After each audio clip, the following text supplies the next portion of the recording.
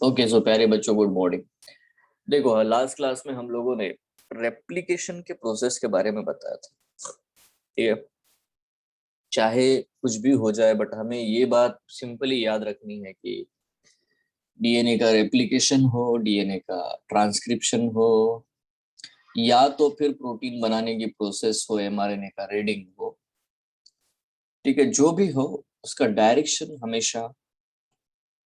Direction always is the 5-to 3। आप कोई भी सीक्वेंस 5-to-3 ही पढ़ोगे, ठीक है, क्योंकि बॉन्ड जो होता है फॉस्फोडाइस्टर बॉन्ड हमेशा 3-to 5 ही बनता है। ठीक है, this is what the simple thing you have to understand. ये हमेशा ऐसा ही बनेगा फॉस्फोडाइस्टर बॉन्ड। ठीक है, यस, और इसमें बिल्कुल भी कोई कंफ्यूजन नहीं होना चाहिए। ठीक है, अब यहाँ पे अगर आप देखोगे अगेन, है ना, ये चीज आप नोटिस करो कि ये है हमारे पास में डीएनए का रेप्लिकेशन फॉर्क। ये रेप्लिकेशन फॉर्क है, ये रियलिटी नहीं है, ये पहले समझो। मैंने बताया था कि रेप्लिकेशन बबल जो है, replication eye is the reality. Now to understand how the replication proceeds, I have one thing in my mind that the new strand का डायरेक्शन क्या होगा, नया स्ट्रैंड कैसा बनेगा। तो new strand always forms in what the 5-to-3 direction. If you see this one, ये 5-to-3 ही बन रहा है। ठीक है, अब आप फ्रैगमेंट्स भी बनते दिखाई दे रहे, तो ये 5-to-3 बन रहा है, 5-to-3 बन रहा है, 5-to-3। So the direction of the new strand is always 5-to-3। But as we see in the fork, fork में बेटा दो टेम्पलेट है, ये एक टेम्पलेट है, ये एक टेम्पलेट है। This are the two template strands. So because the DNA is anti-parallel in nature, this template must be 3-to-5. Okay, and RNA primers binds here, so it becomes a leading strand because RNA primer always binds at the 3' end. So this, according to this template strand, it's a leading template, and the new strand is the leading strand or continuous strand. Simple है, ये बहुत आसान। जिसका आपने 3' consider किया है and fork का, ठीक है, फोर्क एंड जो आप कंसिडर करते हो ना। अगर आप यहाँ पे 5' देखते हो, 5' है मतलब यहाँ आरएनए प्राइमर तो अटैच होना है नहीं, तो it will always attach here because इसका 3' एंड ये है बिकॉज इट इज 5' एंड। तो देखो यहाँ पे ये ऐसे होगा। ठीक है, सो ये बहुत आसान है because both the template strands are antiparallel. So the new strands will also form in the anti-parallel manner, but the direction of the formation is always 5-to-3. Why? Because the phosphodiester bond forms always in the 3-to-5. ठीक है, so lagging strand वो होता है जिसको आप 5-to-3 consider करते हो, this is a lagging strand और this is a leading strand. ठीक है, तो ये क्वेश्चन मतलब यहाँ पे मेंशन भी किया है, आप देख सकते हो। As a result on one strand the template with polarity 3-to-5, ठीक है, जिसकी पोलैरिटी 3-to-5 है, the replication is leading continuous, while on the template जिसकी पोलैरिटी 5-to-3 है वो डिसकंटिन्यूअस है। ठीक है, जिसमें ओकाजाकी फ्रैगमेंट्स बनते हैं। सो ये है हमारा सिंपल पॉइंट। ठीक है, so I hope there should be no confusion here. Now important क्या है, हम लोग सेंट्रल डोगमा पढ़ रहे हैं। सेंट्रल डोगमा में जो मेन इंपॉर्टेंट यहाँ पे एविडेंसेस आते हैं, वो प्रोसेस होती है, वो है बेटा डीएनए से आरएनए बनना। डीएनए से डीएनए बन जाना ये तो रेप्लिकेशन है। ठीक है, ना यहाँ पे आरएनए, यहाँ मैंने एक चीज नोटिस की थी, मतलब बताई थी कि डीएनए पॉलीमरेज जो रेप्लिकेशन के लिए यूज हुए थे उसके भी टाइप्स है, पॉलीमरेज 1, पॉलीमरेज 2, पॉलीमरेज 3, इस तरह से। बट यहाँ उतना हम लोगों ने उनको है ना हर एक डीएनए पॉलीमरेज को देखा नहीं है, ठीक है। सो बाद में देखेंगे।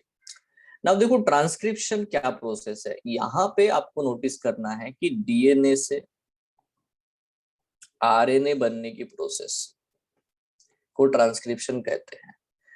बच्चों ये नोटिस करना कि डीएनए से आरएनए बन रहा है, ये नहीं कि डीएनए से एमआरएनए बन रहा है, इट्स नॉट ट्रू। डीएनए से कॉपी होकर के कोई भी प्रकार का आरएनए बने, चाहे वो एमआरएनए बने, चाहे आरआरएनए बने, चाहे टीआरएनए बने, whatever, any type of RNA, DNA से आरएनए बनने की प्रोसेस को मैं ट्रांसक्रिप्शन कहता हूं। इसमें आप बिल्कुल कंफ्यूजन नहीं होना चाहिए। डीएनए से आरएनए बन रहा है, ठीक है। So it's not mRNA, mRNA is also one, ठीक है। बिकॉज एमआरएनए इंपॉर्टेंट क्यों है, क्योंकि एमआरएनए से आगे और भी आगे प्रोसेस होती है, तो एमआरएनए से प्रोटीन भी बनता है, ठीक है। तो उसको हम ज्यादा पढ़ लेते हैं, बट ये प्रोसेस स्ट्रिक्टली एमआरएनए बनाने की नहीं है, रिमेंबर।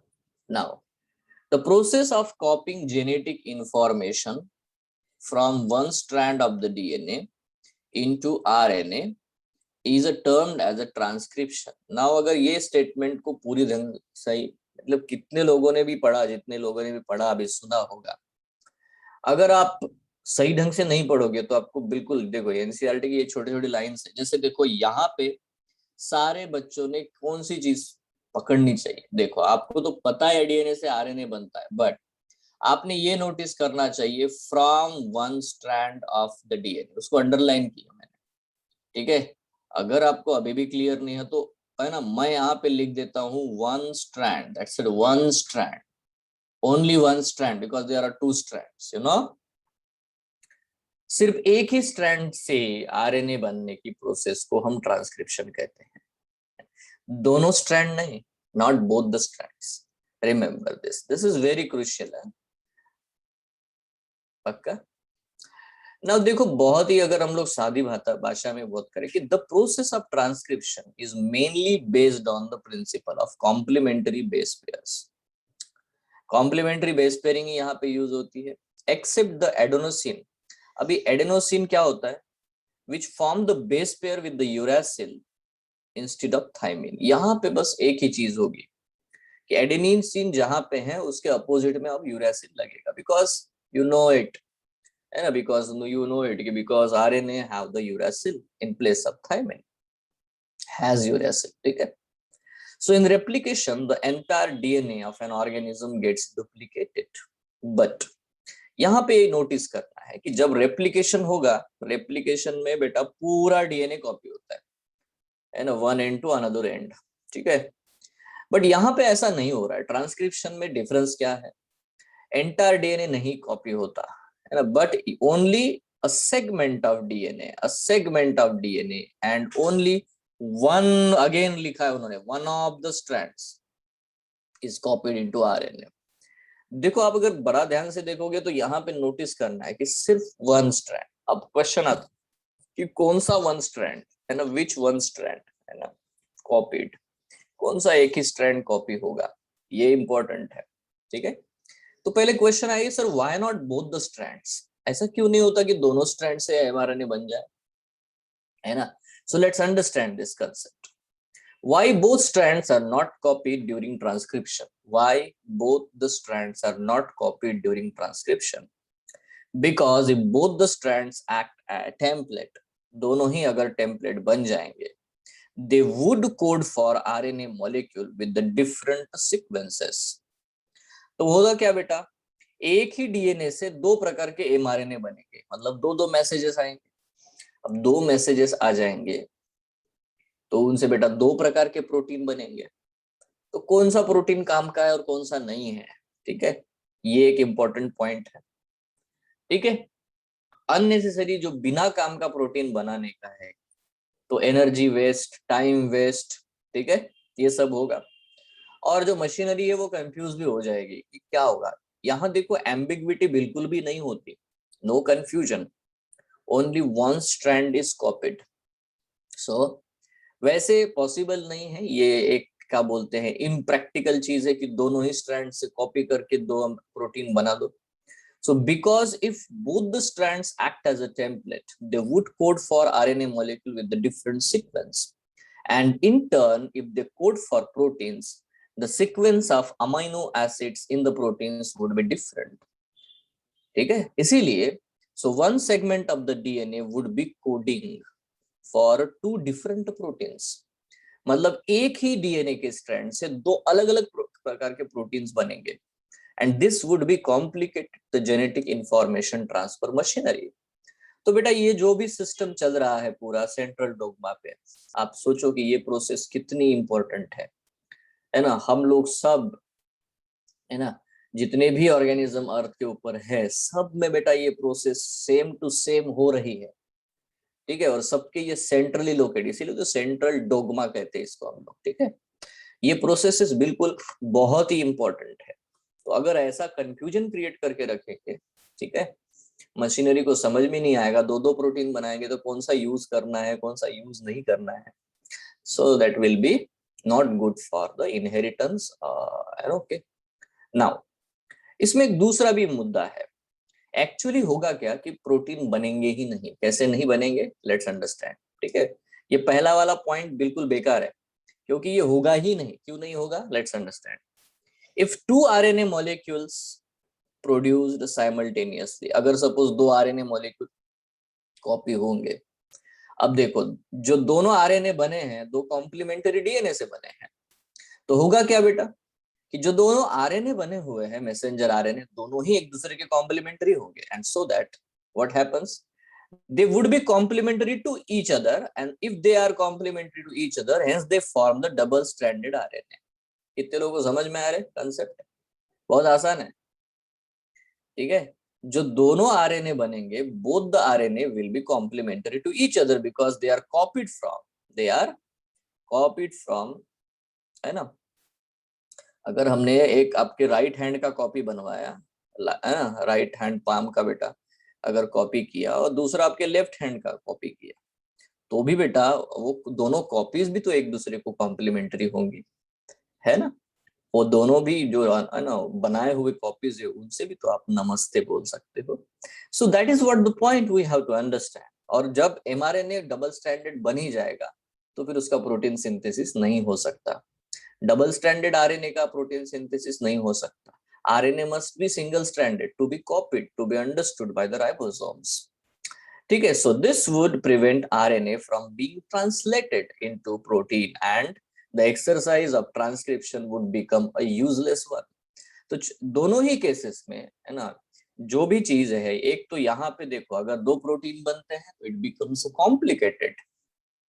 ठीक है, और दूसरा है अगर बेटा दोनों आरएनए बने और दोनों एक दूसरे के कॉम्प्लीमेंट्री बनेंगे और तो एक दूसरे से अटैच हो जाएंगे तो it become useless one. I hope it is clear to you. Okay, yes. Now यहाँ पे देखो, अब सबसे इंपॉर्टेंट बात है बेटा ट्रांसक्रिप्शन यूनिट की. सर ठीक है, एक ही डीएनए का स्ट्रैंड कॉपी होता है मान लिया, बट कौन सा, ये क्वेश्चन है. विच डीएनए स्ट्रैंड, क्योंकि दोनों ही है. ठीक है, विच DNA strand is actually considered and which is rejected, ये तो एनालिटिकल हो गया. ठीक है, सो यहाँ पे अब नोटिस करना है, यहाँ पे इसका आंसर है बेटा हमारा transcription unit. Transcription unit is our answer. A transcription unit is defined primarily by the three regions. यहाँ तीन regions आपको देखने को मिलेंगे in the DNA, namely यहाँ पे नाम है promoter, structural gene, terminator. These are the three. ठीक है, a promoter, the structural gene and a terminator. Now यहाँ पे notice करो बेटा, the two strands of DNA in the structural gene forms a transcription unit. यहाँ एक statement है जो बहुत इंपॉर्टेंट है. दोनों स्ट्रैंड्स मिला करके एक ट्रांसक्रिप्शन यूनिट बनता है. ऐसा नहीं कि एक ही स्ट्रैंड का ट्रांसक्रिप्शन यूनिट बनेगा. Two strands of the DNA in the structural gene forms a transcription unit. तो जब भी हम किसी भी स्ट्रक्चरल जीन को, मतलब जहां से एमआरएनए बनेगा उतने पोर्शन को देखेंगे, तो दोनों स्ट्रैंड मिला करके बेटा एक what we can say sequence बनता है, ट्रांसक्रिप्शन यूनिट बनता है. ठीक है, Now the two strands have opposite polarity, you know, DNA में एक 5'3' है, दूसरा 3'5' है. ठीक है, अब इस कंसेप्ट को यहाँ पे हम लोग समझेंगे थोड़ा ध्यान से। इसको समझाने के लिए मैं पेन एंड पेपर यूज करता हूँ ताकि बेटा आपको क्लियरली समझ में आ जाए। तो हम लोग एक रैंडम ला एक सीक्वेंस वाला डीएनए बनाएंगे बेटा, ठीक है, रैंडम सीक्वेंस का। मान लेते हैं मेरे पास एक सीक्वेंस है ATCGA, छोटा सीक्वेंस लेते हैं ताकि हम जल्दी से कर पाए, ये समझ पाए। अब ये वाला जो सीक्वेंस है उसको मैंने 5-3- लिखा, ये देखो, ठीक है। तो ऑब्वियसली बेटा उसका जो अपोजिट सीक्वेंस होगा वो होगा T and then A and then G C and again T, so this is another strand 5-3। Now question ये है क्वेश्चन ये है कि अगर इससे एमआरएनए बनाया जाएगा, बराबर, तो इससे एमआरएनए बनेगा तो वो कैसा बनेगा, इट विल फॉर्म लाइक, या ना, इट विल बी UAGCU, इस तरह से बनेगा, ठीक है, करेक्ट है ये वाला। यहां से आप देख सकते हो it will B from the 5-3, ये जो है इस स्ट्रैंड का एमआरएनए जो बनेगा। अभी जो नीचे वाला स्ट्रैंड है जो कि 5 है ना, यहाँ पे ये वाला स्ट्रैंड है, इससे जो एमआरएनए बनेगा that will be like this one, it should be 5-2, then here AUCG,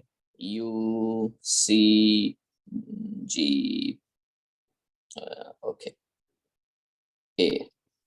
Now you can understand that कि दोनों कॉम्प्लीमेंट्री बन गए। This U will pair with the A will pair with the U, G will pair with the C will pair with the G, U will pair। तो इस तरह से अगर दो दो एमआरएनए बनेंगे फ्रॉम द सेम, तो बेटा वो भी एक दूसरे को कॉम्प्लीमेंट्री होंगे और ये दोनों एक दूसरे के साथ जुड़ जाएंगे, ठीक है, and the process will be useless. बराबर समझ में आ गई? हेलो, यस एवरीवन, है ना, मैंने करके दिखाया Yes. आपको।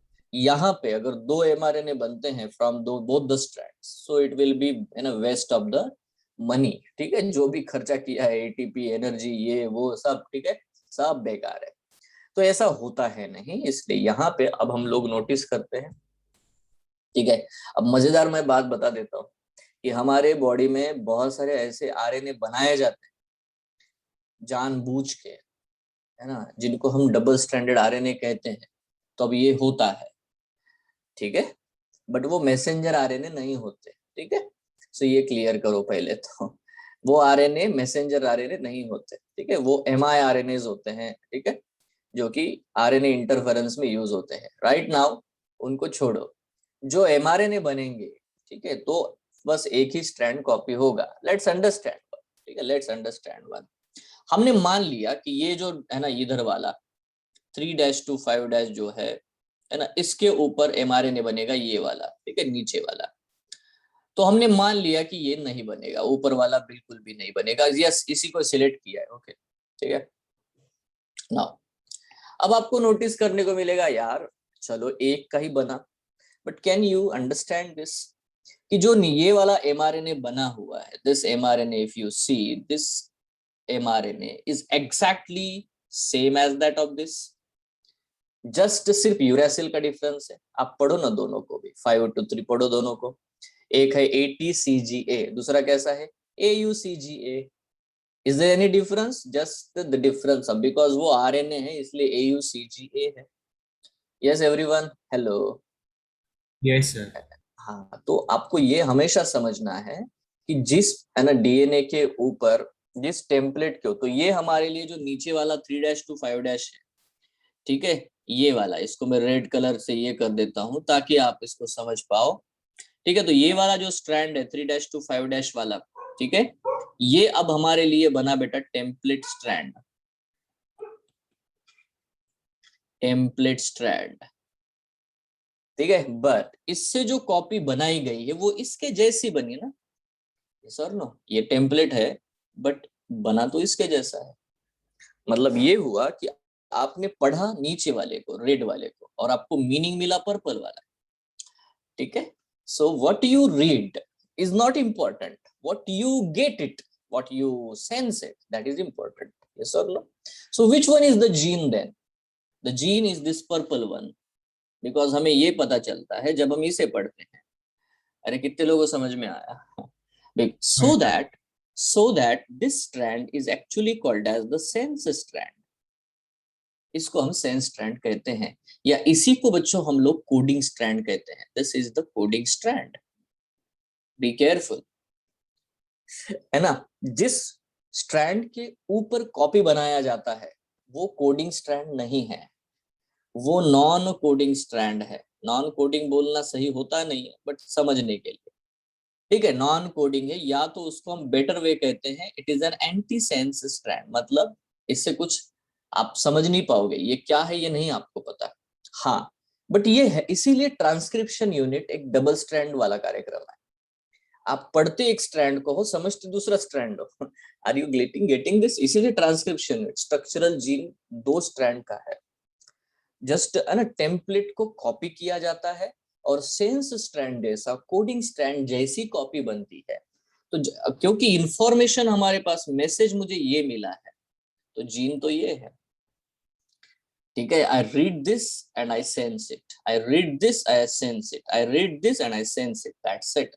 So this strand, above strand, is the coding strand. Hope it is very clear to you all. Yes. बेटा ये बहुत जरूरी है, बहुत जरूरी है। सो जिस स्ट्रैंड को हमने कॉपी किया 3 to 5, है ना, उसके अपोजिट स्ट्रैंड को हम कोडिंग कह रहे हैं। तो बेटा कोडिंग स्ट्रैंड हमेशा 5 to 3 कंसिडर करेंगे ना, क्योंकि कॉपी टेम्पलेट के ऊपर हमेशा 3 to 5 होती है ना, बराबर है। टेम्पलेट के हिसाब से, है ना, 3 to 5 टेम्पलेट पे कॉपी बनेगी, क्योंकि बनने का डायरेक्शन तो 5 to 3 है।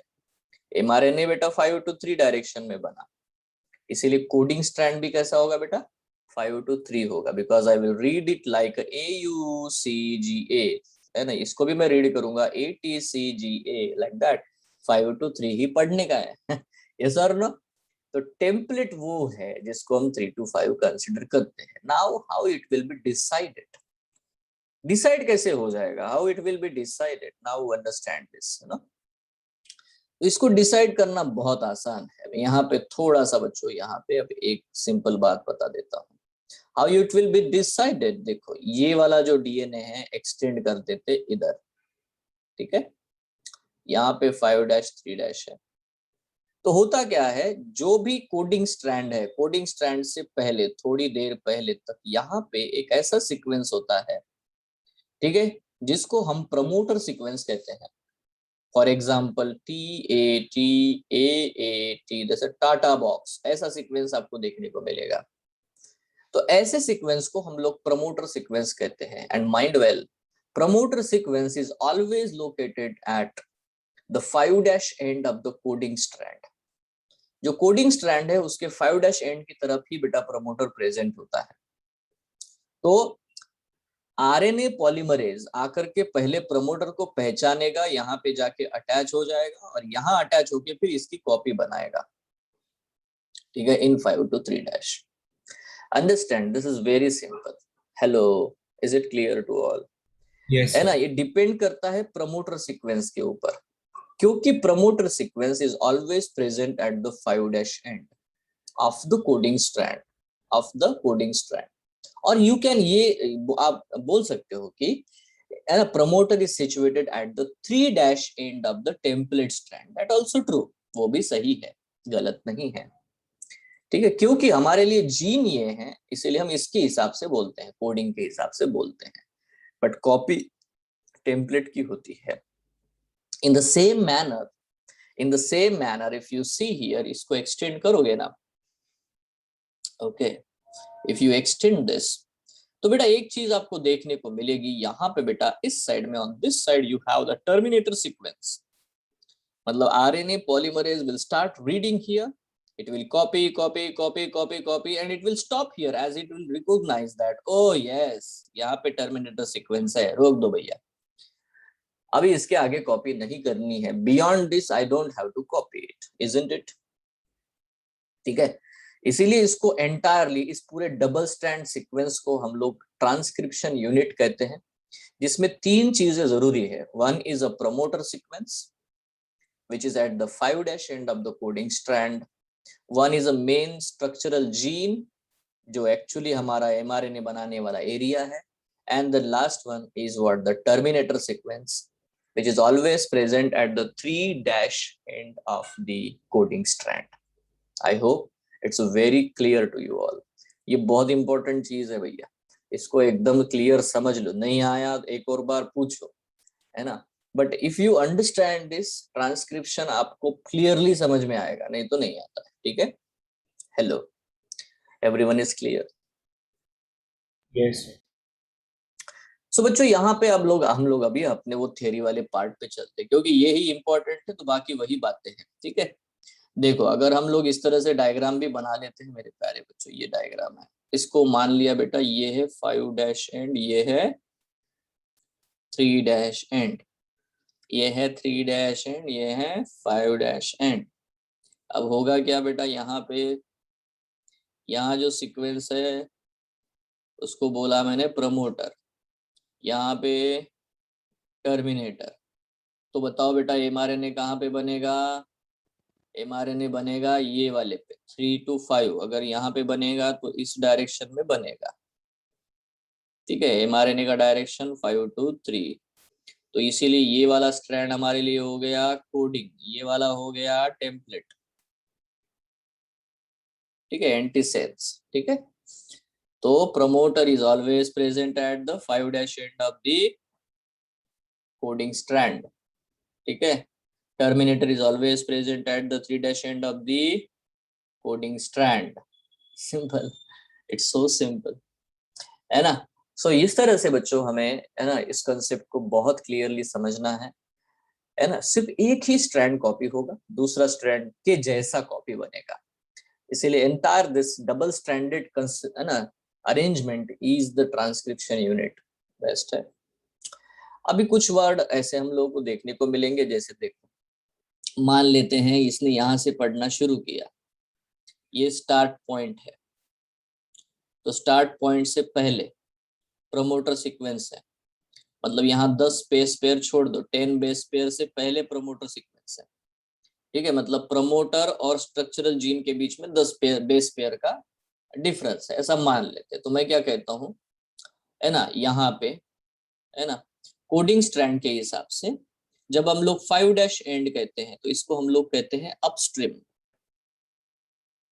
है ना, -10 बेस पेयर्स, इस तरह से अपस्ट्रीम -10 बेस पेयर्स। इसका क्या मतलब हुआ, मैं यहाँ पे फिर से बोलता हूँ, promoter is located upstream at -10 base pair. जैसे मैंने अपस्ट्रीम कहा, अपस्ट्रीम मतलब, है ना, toward the 5' end, coding strand के पहले, ठीक है। माइनस क्यों कहा, क्योंकि 10 बेस पेयर और छोड़ दो, उसके भी पहले है प्रमोटर सीक्वेंस मौजूद है। सो इस तरह से बच्चों लिखा होता है। इवन अगर हम लोग टर्मिनेटर को, है ना, स्ट्रैंड के बारे में बोलते हैं, so terminator present is at the downstream plus 35 base pairs. मतलब प्लस का मतलब है कि नीचे जाओगे अभी आप लोग, ठीक है। तो और भी बेटा, है ना, यहाँ पे एंड पॉइंट आ गया, एंड पॉइंट से एंड पॉइंट, सॉरी, यहाँ पे एंड पॉइंट आ गया, और एंड पॉइंट से आगे थोड़ी दूर पे 35 बेस पेयर छोड़ोगे तो फिर टर्मिनेटर सीक्वेंस आपको दिखाई देता है। तो इस तरह से बच्चों यहाँ पे हमें नोटिस करना है। नाउ मैं आपको एक सीधी और सिंपल बात बता देता हूँ, वर्ड्स आपको पता होना चाहिए। 3' एंड को हम लोग डाउनस्ट्रीम कहते हैं, और 5' एंड, है ना, हम अपस्ट्रीम ये कहते हैं, ठीक है। बीच में अगर थोड़े बेस पेयर्स होंगे तो पहले इसको हम ऊपर वाले के लिए माइनस यूज करते हैं, और, है ना, बाकी के लिए माइनस यूज नहीं करते, नेगेटिव साइन यूज करने की जरूरत नहीं, क्योंकि एडिशन ऑफ बेस पेयर्स है वो, ठीक है। सो इस तरह से बच्चों हम लोगों को सिर्फ अपस्ट्रीम और डाउनस्ट्रीम ये 2 वर्ड याद रखने हैं, क्योंकि एनसीईआरटी में लिखा है, ठीक है। तो मैं स्टेटमेंट बोलता हूँ, ट्रू और फॉल्स, ट्रू और फॉल्स, कोडिंग स्ट्रैंड के हिसाब से, ठीक है। Promoter is situated at the 5' end of the coding strand, so this statement is true. दूसरा statement, terminator sequence is present at the 3' end of the coding strand, this statement is also true. तीसरा statement बेटा, third statement, promoter is situated upstream of the coding strand, this statement is also true. Terminator sequence is located downstream of the coding strand, so this statement is also true. But if I will change, इसमें से कोई भी statement को अगर गलत बोलूंगा, जैसे कि if I will say the promoter is situated at the 5' end of the terminate of the template strand or antisense strand, so this becomes wrong. ठीक है, तो आपको सिर्फ कोडिंग के हिसाब से 4 स्टेटमेंट याद रखने हैं, या 2 ही स्टेटमेंट है एक्चुअली। अपस्ट्रीम बोलो तो 5 प्राइम होता ही है। अब बोलो। और सर ये आपने जो लिखा है कि टर्मिनेटर जो कोडिंग है जो टर्मिनेटर वाला, वो 35 बेस पेयर के बाद चालू होगा, तो वो 35 बेस हाँ, पेयर भी तो कोडिंग ही हो जाएगा ना उसका भी। नहीं होता, नहीं होता। ठीक है, ऐसा होता नहीं है। ठीक है, वहां पे लूपिंग बनती है, वो बहुत बड़े बड़े कंसेप्ट है। बट यहाँ पे आपको कभी रीडिंग करने को मिलेगी, हाँ वो 35 बेस पेयर के बाद में है, तो ये ट्रू है।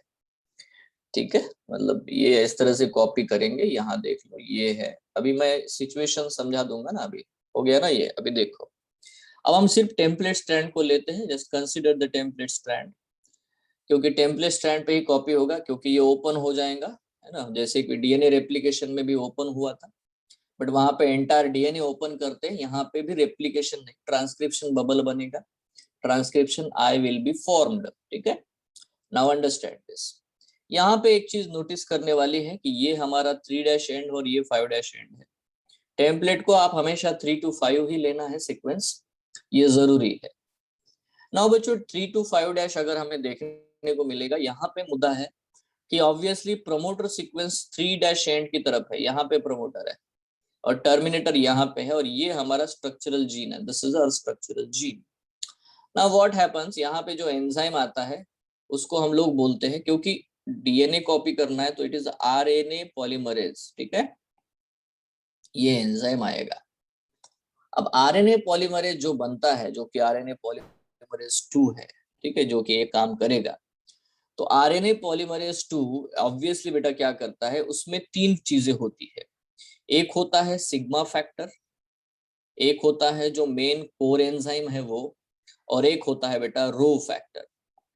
3 प्रकार के, ये अलग प्रोटीन है, ये अलग प्रोटीन है, ये मेन एंजाइम है जो इलोंगेशन करेगा।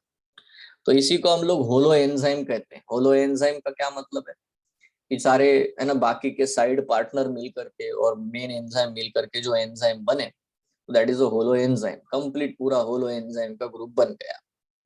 नाउ यहाँ पे नोटिस करो बच्चों की मेनली होगा क्या कि प्रमोटर सीक्वेंस को जाकर के सबसे पहले सिग्मा फैक्टर बाइंड हो जाता है। छोटा सा सिग्मा फैक्टर है, वो जाके पहचान लेता है टाटा बॉक्स। मैंने सीक्वेंस बताया था ना प्रमोटर का। यहाँ पे देखो, यहाँ पे TAT, इसको बोले टाटा बॉक्स। बहुत सारे सीक्वेंसेस है जो कि एज ए प्रमोटर होते हैं, कैट बॉक्स, टाटा बॉक्स। ठीक है, इस तरह से। सो टाटा बॉक्स हम लोग बहुत पढ़ चुके हैं इन प्रोकैरियोट्स। ठीक है, तो यहाँ पे टाटा बॉक्स है, मतलब ये वाला सीक्वेंस है। ये पर्टिकुलर सीक्वेंस को बराबर जाके सिग्मा फैक्टर पहचान लेता है, आइडेंटिफाई करता है, और वहां प्रमोटर के जाके अटैच होता है। Now as this enzyme, core enzyme is a very larger enough, बहुत बड़ा है। ठीक है, सो ये वहां जा करके अल्टीमेटली सिग्मा फैक्टर को जाके फिर अटैच हो जाएगा। It will attach to the sigma factor. Now आप समझ सकते हो कि यहाँ पे बेटा सिग्मा फैक्टर है, और तो और यहाँ पे जो है मेन हमारा आरएनए पॉलीमरेज 2 इलोंगेशन वाला एक्टिविटी वाला है। अब इन्होंने एक ग्रुप बना लिया और बाइंड हो गए। जैसे ही बाइंड हो जाता है तो यहाँ पे सिग्मा फैक्टर से 10 बेस पेयर छोड़ करके अगर ये फिक्स होता है, वो आरएनए पॉलीमरेज को ये इसका रीडिंग सेंस है। ठीक है, तो ये बराबर जिस वहां पे जो इसका जो भी कैटालिटिक एक्टिविटी एंड टच होगा, वहां से बेटा ये कॉपी करना शुरू करेगा, एमआरएनए बनाना शुरू करेगा। इधर इधर इधर इधर इसके ऊपर एमआरएनए उसने बनाना शुरू किया। अब ये आगे आगे बढ़ेगा, पोजीशन इसके आगे, ये है ना, इसके ऊपर इसी डीएनए के टेम्पलेट के ऊपर आगे आगे सरकता चला जाएगा। नाउ यहाँ तक पहुंच जाएंगे यार, ये दोनों ही मिल करके ये आरएनए पॉलीमरेज यहाँ पे पहुंच गया। बट उससे ही पहले, है ना, जो टर्मिनेटर सीक्वेंसेस होते हैं, यहाँ पे आकर के बेटा पहले ही बाइंड है। कौन बाइंड है ना, रो फैक्टर। सो रो फैक्टर जो है पहले से वहां पे जाकर के अटैच हो चुका है। तो रो फैक्टर यहाँ, क्योंकि टर्मिनेटर सीक्वेंस को वो पहचानता है, तो बिल्कुल बेटा, है ना। अब ये तो molecule RNA polymerase is a very bigger one, बहुत बड़ा है। तो देखो यहाँ पे अगर 35 बेस पेयर वाला भी है तो भी कुछ फर्क नहीं पड़ता, क्योंकि उसको पता है अच्छा यहाँ पे ये मेरे को मिल गया, मतलब छोड़ दो, आगे नहीं पढ़ने का। Hello, isn't it clear? Yes sir. है ना। 35। अगर बहुत बड़ा है तो लूपिंग करेंगे, लूपिंग करेंगे मतलब इस तरह से फोल्ड हो जाएगा, जहां रो फैक्टर अटैच हो जाएगा ना वहां पे लूप बना देगा वो, है ना। सो अंडरस्टैंड दिस कि इस तरह से बेटा वो कॉपी होगा। नाउ क्वेश्चन, 2 पॉइंट देखो, बहुत ध्यान से सुनना सब लोग। नंबर 1, सर क्या यहाँ पे भी आरएनए प्राइमर की जरूरत होती है? Answer is no. डीएनए में आरएनए प्राइमर लगता था इनिशिएशन करने के लिए, बट यहाँ इनिशिएशन के लिए कोई आरएनए प्राइमर यूज नहीं होता। दूसरा, सर ये दोनों स्ट्रैंड जो होते हैं, मतलब जब भी हम डीएनए की एमआरएनए बनाया जाएगा, तो ये देखो अगर ये डीएनए है तो इसको ओपन किया जाएगा ना, ओपन होगा, ठीक है। और अगर सपोज बेटा ये 5-3 है और ये 3 साइड और ये 5 है, तो ये तो ओपन हो गया। ट्रांसक्रिप्शन बबल बोलेंगे इसको, क्या बोलेंगे हम लोग? Transcription bubble. Now you understand this, क्योंकि ये 3-5 है तो यहाँ पे इसके ऊपर कॉपी बनेगा, यहाँ पे एमआरएनए बनाया जाएगा, the mRNA will be formed here, ठीक है।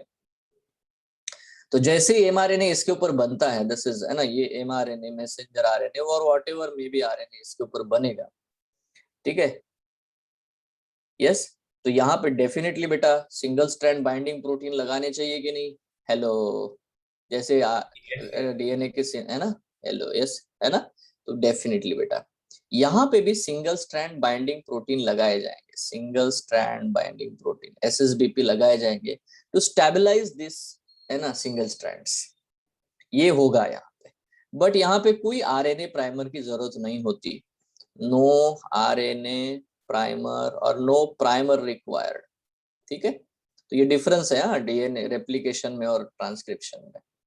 दूसरा, यहाँ पे एक ही स्ट्रैंड के ऊपर होता है, 2 स्ट्रैंड के ऊपर कार्यक्रम होता नहीं है, तो ये भी एक डिफरेंस है। और सबसे बढ़िया डिफरेंस है, यहाँ पे नो हेलिकेज रिक्वायर्ड। ये जो भी है ना, जो बबल ओपनिंग किया जाता है, ये इटसेल्फ आरएनए पॉलीमरेज ही करता है। आरएनए पॉलीमरेज ही बेटा ये जो है रेप्लिकेशन फोर्क को ओपन करना और उसी वक्त उसकी कॉपी करना, ये दोनों काम बेटा खुद अंजाम देता है। उसको किसी दूसरे एंजाइम की, प्राइमर की, किसी की जरूरत नहीं है। सो RNA polymerase is self sufficient, उसका आत्मनिर्भर भारत वाला कार्यक्रम है ना। डीएनए पॉलीमरेज जैसा नहीं है, डीएनए पॉलीमरेज को इनिशिएशन करने के लिए आरएनए प्राइमेज की मदद चाहिए, ठीक है। उसके साथ साथ बेटा जो जो फोर्क होते हैं उनको निकालने के लिए, क्योंकि देखो बहुत बड़ा टास्क है, DNA replication is very huge task, you know, entire DNA को प्रॉपर कॉपी करना है यार, और वो जनरेशन टू जनरेशन भेजना है ना, पूरी इंफॉर्मेशन बिना एरर के। तो इसीलिए डीएनए पॉलीमरेज अकेले ये काम नहीं करता, ठीक है। तो इसमें बहुत बड़ी टीम है। यहाँ पे कुछ नहीं, एक छोटा सा डीएनए का फोर्क ओपन करो, उसका तुरंत कॉपी कर लो, ठीक है, छोटे छोटे टुकड़े बना लो, छोटे कॉपी बनो। तो इसीलिए यहाँ पे सिर्फ आरएनए पॉलीमरेज इनिशिएट करके तुरंत अपनी कॉपी बना लेगा। हाँ पूछो। सर तो ये ओपन कैसे होता है स्ट्रैंड अगर हेलिकेज मैंने नहीं है? कहा ना, आरएनए पॉलीमरेज उसको ओपन करेगा, मतलब जहां पे उसको कॉपी करना है वहां सरकेगा, पहले ओपन करेगा, ठीक है, और फिर कॉपी करेगा। दोनों यस। काम अकेले साथ साथ में साइमल्टेनियसली करता है वो, ठीक है। सो तो that is the simplest thing we have to understand, ठीक है। अब मजेदार बात यह है कि अगर आप प्रोकैरियोट सेल के बारे में बात करोगे, अभी देखो ये डीएनए है यार, उसका प्रोकैरियोट सेल का बात करते हैं, है ना, एक छोटा सा पोर्शन लेते हैं। अब उसने यहाँ पे खोल दिया, उसको खोल के यार एमआरएनए बना रहा है, मैसेंजर आरएनए। अब सपोज ये यहाँ तक पहुंच गया बेटा, आरएनए पॉलीमरेज यहाँ तक पहुंच गया, अब ये आरएनए मैसेंजर आरएनए बन चुका है यहाँ तक, ठीक है, उसका 5' एंड खुला है, मतलब अभी भी ट्रांसक्रिप्शन शुरू है, वो यहाँ तक कॉपी करने वाला है, ठीक है, यहाँ तक उसका, यहाँ टर्मिनेटर एंड है, यहाँ तक कॉपी करने वाला है।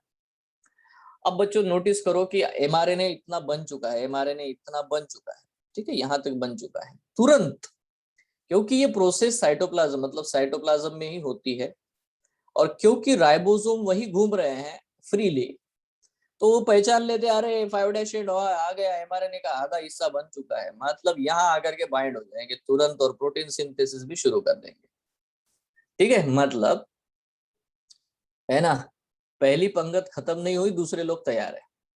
ऐसा।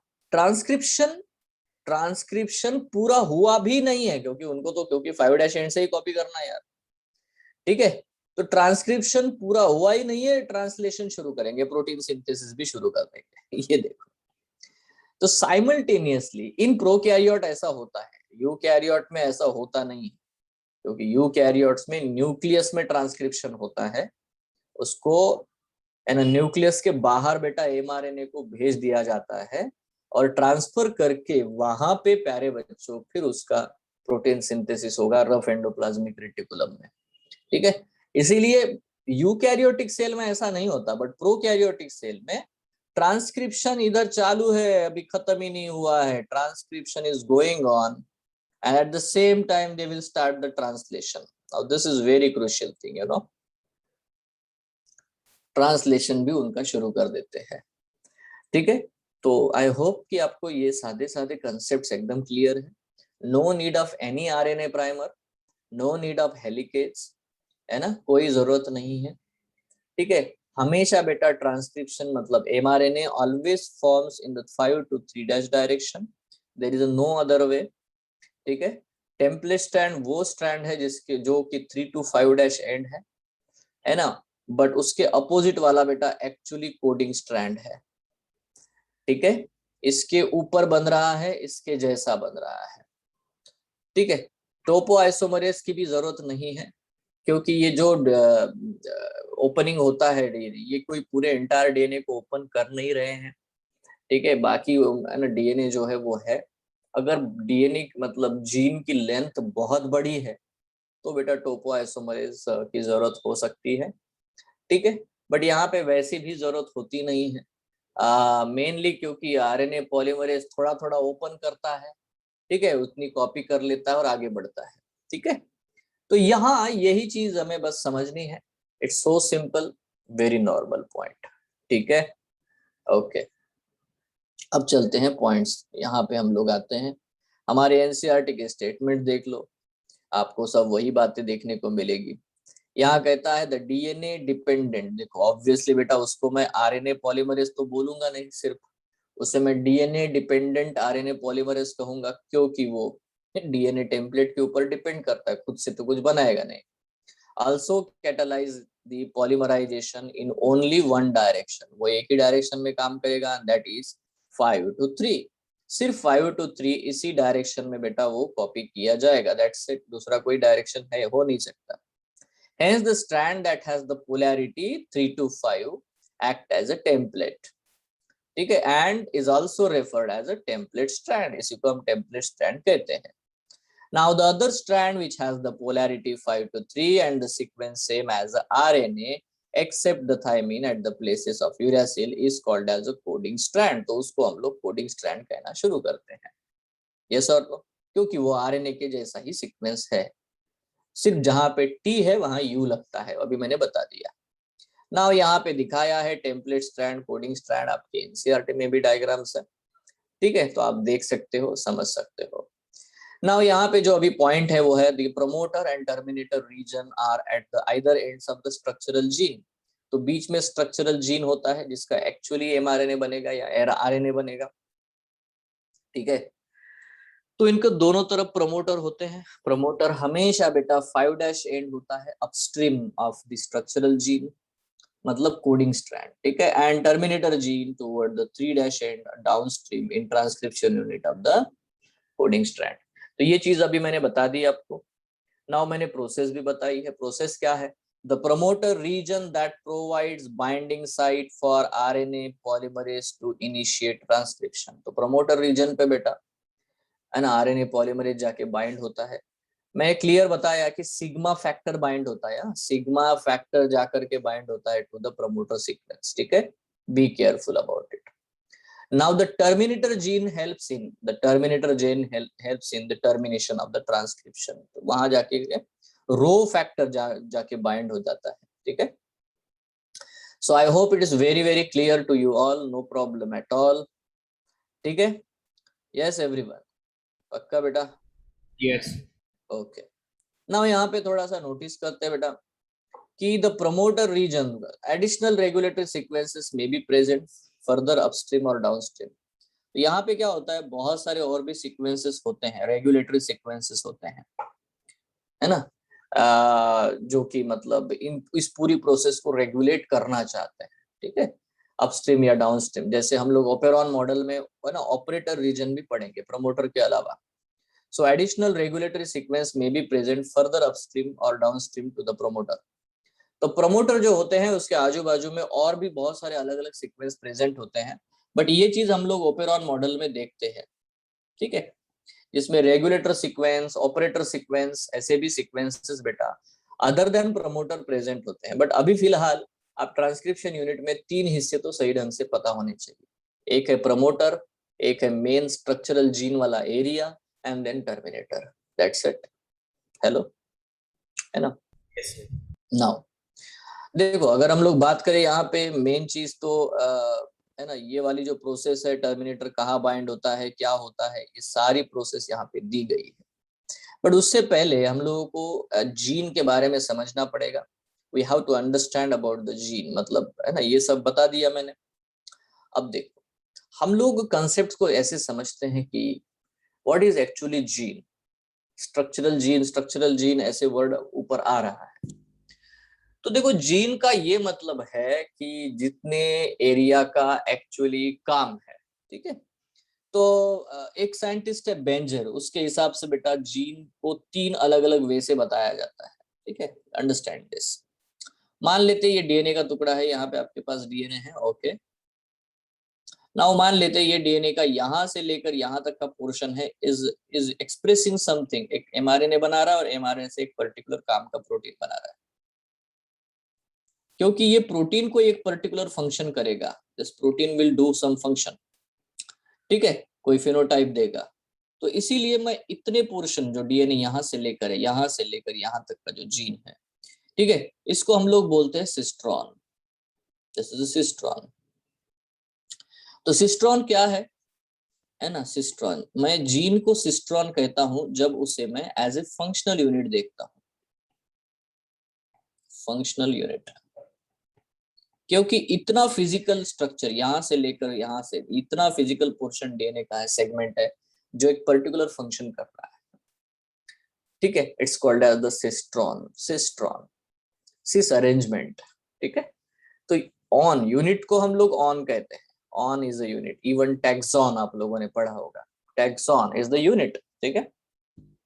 नाउ देखो, यहाँ पे अगर हम लोग बात करें cistron, that the functional unit. अब अगर मान लेते हैं ये वाला डीएनए का टुकड़ा है, ठीक है, आप पैकेटिन स्टेज पढ़ रहे हो, you are studying the pachytene stage, you are studying the recombination, और आपने देखा कि डीएनए का ये वाला इतना पोर्शन, मतलब इसमें 2-3 सिस्ट्रॉन भी इन्वॉल्व है, यहां से लेकर यहां तक का पोर्शन जो है वो है ना एक्सचेंज हो गया, ठीक है। तो फिर हम लोग जीन को कहते हैं रिकॉन। रिकॉन मैं उस समय बोलता हूं क्योंकि इतना डीएनए का फ्रेगमेंट एक्सचेंज होता है, मतलब जब मैं किसी भी डीएनए का पूरा रिकॉम्बिनेशन यूनिट कंसिडर करता हूं, तब मैं उसे रिकॉन कहता हूं, है ना। ऑन मतलब unit, recombination unit, that is a recon. अब उसमें है ना सिस्ट्रॉन्स इन्वॉल्व हो सकते हैं बहुत सारे, ठीक है। तीसरी चीज देखो, बहुत ध्यान से समझो, हाँ, मतलब मैं क्या कंसिडर करना चाहता हूँ, कौन सी प्रोसेस, उसके हिसाब से मेरा कंसेप्ट ऑफ जीन बदलता है। हेलो, आर यू क्लियर, ठीक है। नाउ सी, मान लेते बेटा यहाँ से लेकर यहाँ तक सिस्ट्रॉन है, बट इसमें से यहाँ पे एक बेस पेयर है वो चेंज हो गया, म्यूटेशन हुआ, ठीक है। तो मेरे लिए ये जो पोजीशन है, क्योंकि ये फंक्शन को चेंज कर सकती है, अल्टर कर सकती है, ये इतनी position of that DNA is important, तो मैं कहता हूं इसको म्यूटॉन। म्यूटॉन का मतलब है बेटा कि कितने पोर्शन में है ना ये है ना म्यूटेशन हुआ है, म्यूटेशन, ठीक है। तो जब मैं म्यूटेशन यूनिट को कंसिडर करता हूं, it can be only one base pair, सिर्फ एक बेस पेयर का भी है, तब भी बेटा मेरे लिए वो म्यूटॉन है, ठीक है। क्योंकि मैं पूरे डीएनए के ऊपर देखना चाहता हूं कि चेंज कहां पे हुआ है, where is the change. So if I see okay this is a change, this is one base pair change, ठीक है, तब उसे मैं म्यूटॉन कहता हूँ। I hope it is very clear to you all. Gene का मतलब तुम लोग ये समझ लोगे कि कोई एक टुकड़ा है बस उसको जीन मान लो, no, it's not like that. ठीक है, हाँ, सिस्ट्रॉन के हिसाब से सोचोगे तो हमारे लिए इंपॉर्टेंट, बहुत ज्यादा इंपॉर्टेंट सिस्ट्रॉन है, क्योंकि जो भी हमें एक्सप्रेशन देखने को मिलते हैं, एक्सप्रेशंस, ठीक है, जो भी इंटरनल एक्सटर्नल जितने भी प्रकार के एंजाइम्स प्रोटीन्स बनते हुए दिखाई देते हैं, क्योंकि वो किसी न किसी पर्टिकुलर फंक्शन से रिलेटेड है, तब उसे हम लोग बोलते हैं cistron. Hello, is it clear? Yes. है ना? नाउ देखो, मैं इसको भी बोलता हूँ, देखो जैसे कि मैं यहाँ पे बता देता हूँ, एक पूरा बहुत बड़ा डीएनए का टुकड़ा, यार बहुत बड़ा, क्या हुआ ना, ये डीएनए का टुकड़ा यहाँ से टूटा, मान लेते हैं ये 11th क्रोमोसोम पे है आपके, यहाँ से लेकर यहाँ तक का पूरा डीएनए का फ्रैगमेंट ब्रेक हो गया, कंप्लीट ब्रेक का, या तो ठीक है, ब्रेक होने के बाद या तो कॉपी हो गया, पूरा एग्जैक्ट कॉपी बनाया उतने ही टुकड़े का, और उसको लेके जाकर के चिपका दिया किसी दूसरे ही क्रोमोसोम पे, डीएनए पे, मान लेते हैं आपका 9th क्रोमोसोम है, वहां जाकर के ये पूरा सीक्वेंस जाकर के इधर बेटा बीच में इसको है ना कॉपी किया, पेस्ट कर दिया सेम। तो इस ये तो हो गया ट्रांस, जहां से था उठाया वहीं पे बेटा, है ना? तो देखो, इसको इसीलिए बोलते हैं ट्रांसपोजॉन। ट्रांसपोजॉन, ऑन का मतलब है यूनिट, तो जिसको ट्रांसपोजिशन किया जाता है, जिसका ट्रांसपोजिशन यूनिट, इनको जंपिंग जीन भी हम लोग कहते हैं, it's called the jumping gene. Gene है जो एक दूसरी जगह से दूसरी जगह जंप करता है, ठीक है, तो जंपिंग जीन होते हैं बहुत सारे, हमारे सेल में भी जंपिंग जीन्स होते हैं। ट्रांसपोजॉन, तो ये बायोटेक्नोलॉजी में है मेंशन्ड ट्रांसपोजॉन, उसके बारे में हम लोग पढ़ेंगे, बट सर अभी से मतलब आपको पता भी, हाँ बोलो। ये म्यूटेशन टाइप का है कि ये होता ही है? ये म्यूटेशन टाइप नहीं है, this is not a mutation, this is a transposition. It can result into the mutation, no issue, but it is not always. Okay? जो जैसा जीन है वैसा ही जीन है, वो कहीं बदला तो है नहीं, बस ये कि अपनी जगह बदल दिया, तो म्यूटेशन नहीं हुआ वो, ठीक है, वो अपनी पोजीशन बदल देता है। सो ट्रांसपोजॉन, और खास करके ट्रांसपोजॉन जो होते हैं वो जेनेटिकली एक्टिव पोर्शन में होते नहीं है, ठीक है, वो ऐसे ही बहुत सारे जो अननेसेसरी डीएनए होता है उनमें ट्रांसपोजिशंस होते रहते हैं। So later on we will study about this, but जब भी आपको दिखे ट्रांसपोजॉन, इसका मतलब है कि डीएनए का वो पोर्शन जो एक जगह से टूटता है या कॉपी होता है और दूसरी जगह जाकर चिपक जाता है एंटायरली, तो उसको हम लोग बोलता है बेटा ट्रांसपोजॉन। मतलब जीन को हम कैसे देखते हैं, as a unit of the DNA related to a particular task, ठीक है, तो हमारे लिए इंपॉर्टेंट यहाँ पे सिस्ट्रॉन है। नाउ अंडरस्टैंड करते हैं, यहाँ पे देखो, अभी ये जो प्रोकैरियोटिक सेल होते हैं ना, प्रोकैरियोटिक, बड़ा ध्यान से सुनना, प्रोकैरियोटिक डीएनए में क्या होता है, इनके शब्द प्रोकैरियोटिक डीएनए, मान लेते देखो यहाँ तक का हमारा पूरा का पूरा ये मान लेते हैं एक एमआरएनए बना या डीएनए का पोर्शन है, तो यहाँ पे एक सिस्ट्रॉन है नंबर 1, उसके बिल्कुल बाद में और एक सिस्ट्रॉन है, उसके बाद में और एक सिस्ट्रॉन है, और एक, इस तरह से, तो सिस्ट्रॉन बाद सिस्ट्रॉन के बाद सिस्ट्रॉन के बाद सिस्ट्रॉन है, इसीलिए इसको हम लोग पॉलीसिस्ट्रॉनिक कहते हैं। तो उनका जो स्ट्रक्चरल जीन होता है, इट्स अ पॉलीसिस्ट्रॉनिक जीन, क्योंकि आप बाइफर्केट ही नहीं कर पा रहे हो, सब एक के बाद एक आ रहे हैं, एक साथ बेटा इनका ट्रांसक्रिप्शन होगा बिंदास्त, और वो एक ही एमआरएनए में रहेंगे, और बेटा तुरंत बेटा राइबोसोम आकर के कॉपी, क्योंकि वो छोटे हैं यार बैक्टीरियल सेल, तो उनकी मशीनरी ऐसे ही काम करती है। But think about the eukaryotic cell, think about the eukaryotic DNA, बहुत ध्यान से सुनो है। अभी यूकैरियोटिक डीएनए में क्या होता है, ये है हमारा डीएनए,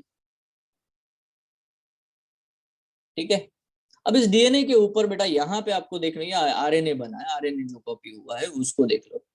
अब यह होता क्या है बच्चों कि यहाँ पे इतना जो यहाँ से यहाँ तक का सीक्वेंस जो है, एक पर्टिकुलर सीक्वेंस सिस्ट्रॉन है, फिर यहाँ तक का पोर्शन छोड़ दो और यहाँ पे बस दूसरा एक सिस्ट्रॉन है, ये पोर्शन छोड़ दो, ये तीसरा सिस्ट्रॉन है, तो आपको दिखाई दे रहा है कि आप लोग छोटा छोटा सीक्वेंस छोड़ रहे हो, ठीक है, तो देखो ये वाला है, ये एक्सप्रेस होता है एमआरएनए बनेगा, ये एक्सप्रेस होता है एमआरएनए बनेगा, ये एमआरएनए बनवा सकता है, ये भी काम का है। बट नोटिस करो कि यहाँ बीच बीच में कुछ सीक्वेंसेस है, ये वाला सीक्वेंस है, this sequence, then in between this sequence and in between where is this, okay ठीक है, दिस सीक्वेंस, ये जो 3 सीक्वेंसेस है इनका कोई काम है नहीं, है ना। तो ऐसे कंडीशन में हम लोग क्या बोलते हैं कि इसे बोलते हैं, क्योंकि एक्सप्रेस होने वाला यूनिट है तो इसको बोलते हैं एक्सॉन, ये भी एक्सप्रेस होने वाला है तो इसको बोलते हैं एक्सॉन, ये भी है एक्सॉन है, ये भी है एक्सॉन है। तो जो सीक्वेंसेस एक्सप्रेस होते हैं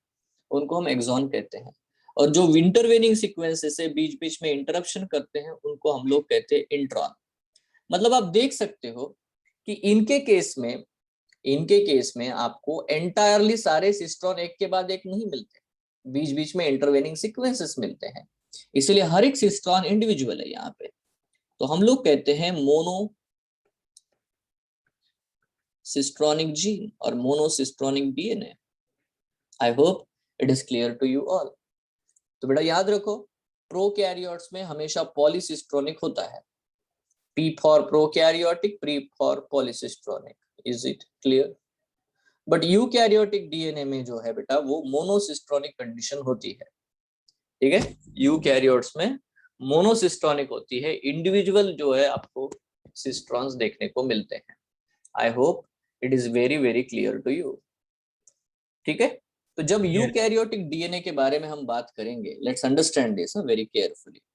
अब ये बेटा आपका पूरा डीएनए है, अब इस डीएनए से जो भी आपको मान लेते हैं यहाँ स्ट्रक्चरल जीन से, ये पूरा मोनोसिस्ट्रॉनिक है। अब इससे जो भी बेटा आपको आरएनए बना, पहला ट्रांसक्रिप्ट, ठीक है, और इस आरएनए को देखोगे तो आपको दिखाई देगा कि अरे इस आरएनए के ऊपर तो यहाँ पे एक एक्सॉन है, बीच में एक इंट्रॉन है, फिर एक एक्सॉन है, फिर एक इंट्रॉन है, फिर एक एक्सॉन है। मतलब पहले तो यार इससे डायरेक्ट तो प्रोटीन बना नहीं सकते, इसका प्रोसेसिंग किया जाना चाहिए।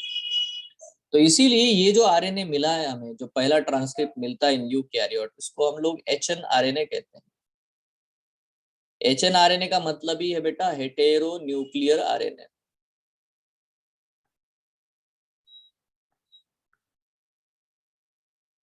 This is the hetero nuclear RNA,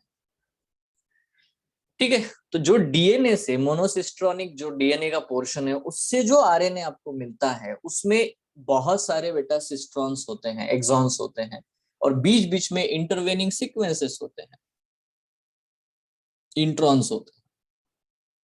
इसीलिए वो ये वाला वो ट्रांसक्रिप्ट नहीं है, मैसेज बराबर से आया नहीं है, उसको एडिट करके समझना पड़ेगा भाई, है ना।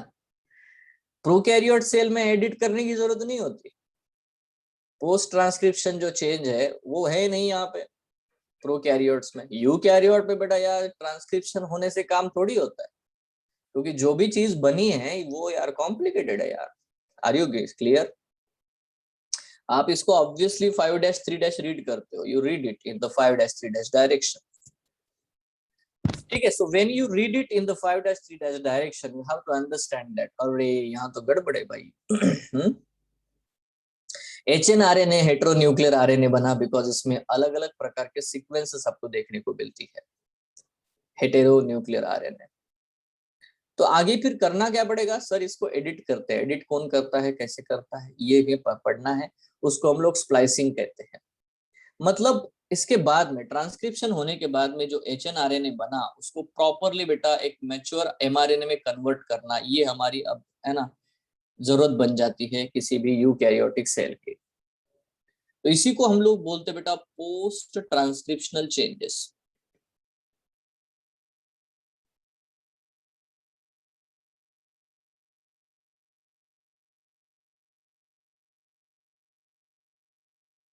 इसी को हम लोग कहते हैं पोस्ट ट्रांसक्रिप्शनल चेंजेस।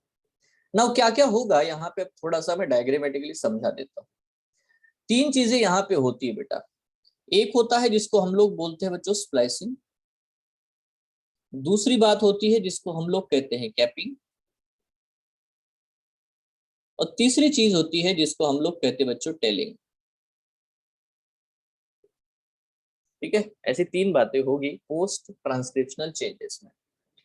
बट ये माइंड वेल कि ये सिर्फ किसके लिए है बेटा, ओनली HNRNA के लिए। कौन सा RNA रे, क्या फुल फॉर्म है HNRNA का, हेटेरो न्यूक्लियर RNA, क्योंकि ये मोनोसिस्ट्रोनिक है।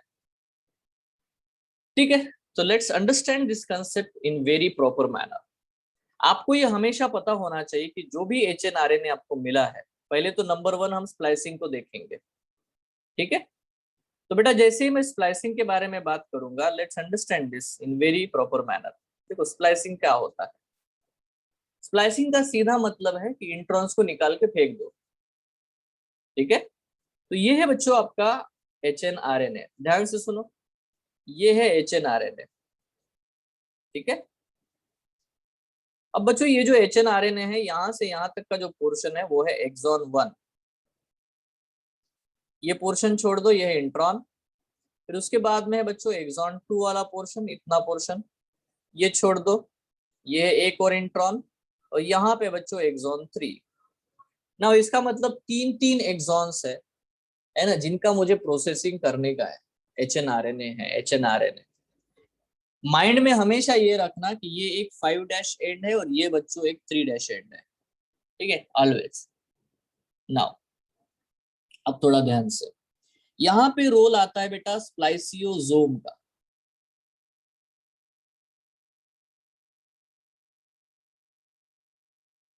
स्प्लाइसियोसोम मतलब एक कंपोनेंट है एंजाइम्स का। इसमें होते हैं प्रोटीन और इसमें इन्वॉल्व होते हैं बेटा SNRNA। अब ये SNRNA क्या होता है, SNRNA मतलब छोटे छोटे RNA है, स्मॉल न्यूक्लियर RNA। ठीक है, इनमें एबिलिटी है बेटा एंजाइमेटिक एबिलिटी, मतलब ये राइबोजाइम कैटालिटिक एक्टिविटी कर सकते हैं। ठीक है, मतलब ऐसे आरएनए हैं जिनमें एंजाइमेटिक एबिलिटीज है। SNRNA is the small nuclear RNA। ठीक है, मतलब इनका एक ग्रुप बन जाता है, ये सब लोग RNA वगैरह मिला करके इस तरह से SNRNA के ग्रुप बना लेते हैं। ये पूरा स्प्लाइसियोसोम है। ठीक है, इस स्प्लाइसियोसोम क्या क्या कर सकता है, इसकी एबिलिटी क्या है स्प्लाइसियोसोम की। ठीक है, ये कर सकता है एंडोन्यूक्लियस एक्टिविटी। एंडोन्यूक्लियस मतलब आरएनए को बीच से तोड़ सकता है। और उसके बाद आरएनए लाइगेज एक्टिविटी, मतलब आरएनए के छोटे छोटे टुकड़ों को फिर से जोड़ सकता है, मतलब तोड़ना और जोड़ना, ये दोनों एबिलिटीज इसके पास है। सो माइंड विल मेरे प्यारे बच्चों, यहाँ पे नोटिस करो कि ये वाला जो कंपोनेंट है दिस इज है ना, यहाँ पे बहुत सारे प्रोटीन्स है, यूबिक्विनोन वाले यूबिक है ना प्रोटीन्स होते हैं, एंड SNRNAs होते हैं। सो ज्यादा मत लिए, बस प्रोटीन होते हैं, इतना रखो याद। Now understand how the process will run.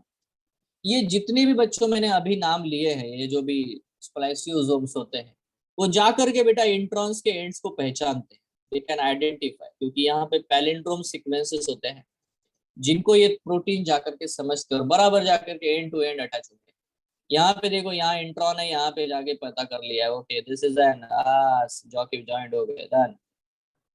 ठीक है, सो स्प्लाइसियोसोम्स बिल्कुल जाकर के पहचान लेते हैं और इंट्रॉन्स को एंड पे जाके बाइंड हो जाते हैं। एग्जैक्टली ठीक है, आपने बिल्कुल सही देखा और सुना। ठीक है, नाउ देखो ये सब यार नोबेल प्राइज वाले स्टेजेस है, अंडरस्टैंड करो यार ये। अब आपको नोटिस करना है, जो सेकंड डायग्राम आएगी ना वो बड़ी अजीब सी होगी। क्या होगा देखना, ये जो स्प्लाइसियोसोम्स होते हैं है ना, इनके केस में ये तो देखो ये 5' एंड है, ये 3' एंड है। आपने देखा कि ये छोटा कर दिया, मतलब इतना लेंदी बनाया नहीं जितना है वहां पे। क्यों, क्योंकि यहाँ पे आपको लूप देखने को मिलेगा, यहाँ पे आपको लूप देखने को मिलेगा। अब ये लूप क्यों बना, बिकॉज जो आप लोगों ने दो एंड जोड़े थे ना, वो एक दूसरे को खींचते हैं और पास पास में लाते हैं। ठीक है, इस तरह से यहाँ पे भी वही हुआ बेटा, दोनों ने एक दूसरे को है ना खींचा और है ना बिल्कुल पास पास में आ गए। इसके वजह से एंड ड्यू टू दिस, ये जो आपके इंट्रॉन्स है बेटा, इनके लूप बन गए। इज इट क्लियर, देखो ये है, ये दोनों आस पास पास आ गए, दोनों पास पास आ गए तो ठीक है। तो देखो यहाँ पे एक्सॉन 1 है, यहाँ तुम्हारा एक्सॉन 2 है, यहाँ पे एक्सॉन 3 है। ठीक है, तो यहाँ पे डेफिनेटली बेटा, यहाँ पे देख लो आप E1 E2 है ना E3, ये सारे बेटा एक दूसरे के पास में आ गए, लूप बन गया। अभी ये जो लूप्स बने हैं, क्योंकि इनमें वो एंजाइमेटिक एक्टिविटी होती है एंडोन्यूक्लियस, तो यहाँ पे कट कर देगा। तो तीसरी स्टेज आपको ऐसी देखने को मिलेगी, 5' एंड E1, ठीक है,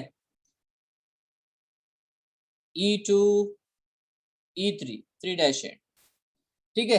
वो जो आपके जो प्रोटीन्स है वो यहाँ पे ही अटैच्ड है, वो कहीं गए नहीं, देखो यहाँ पे अटैच्ड है, दोनों दोनों इनको होल्ड करके रखा हुआ है, इनको कहीं लेके नहीं जा रहे, जस्ट रिमेम्बर है ना, एट पोजीशन, प्रॉपर पोजीशन पे है, ठीक है। देखो ये वाले प्रोटीन्स यहाँ पे मतलब है ना, जो भी स्प्लाइसियोसोम्स होते हैं यहाँ पे अटैच्ड है, बट आरएनए के टुकड़े तोड़ के फेंक दिए, यहाँ पे हुई एंडोन्यूक्लियस एक्टिविटी। तो तुम्हारे जो आरएनए के टुकड़े हैं, सॉरी इंट्रॉन्स के फ्रैगमेंट्स है, उनको तोड़ के फेंक दिया, ठीक है, ब्रेक डाउन एंड फेंक दो, ठीक है। सो इस तरह से बच्चों अभी सिर्फ एक्सॉन बच गए हैं, इंट्रॉन को निकाल के फेंक दिया है, इतना क्लियर है रे?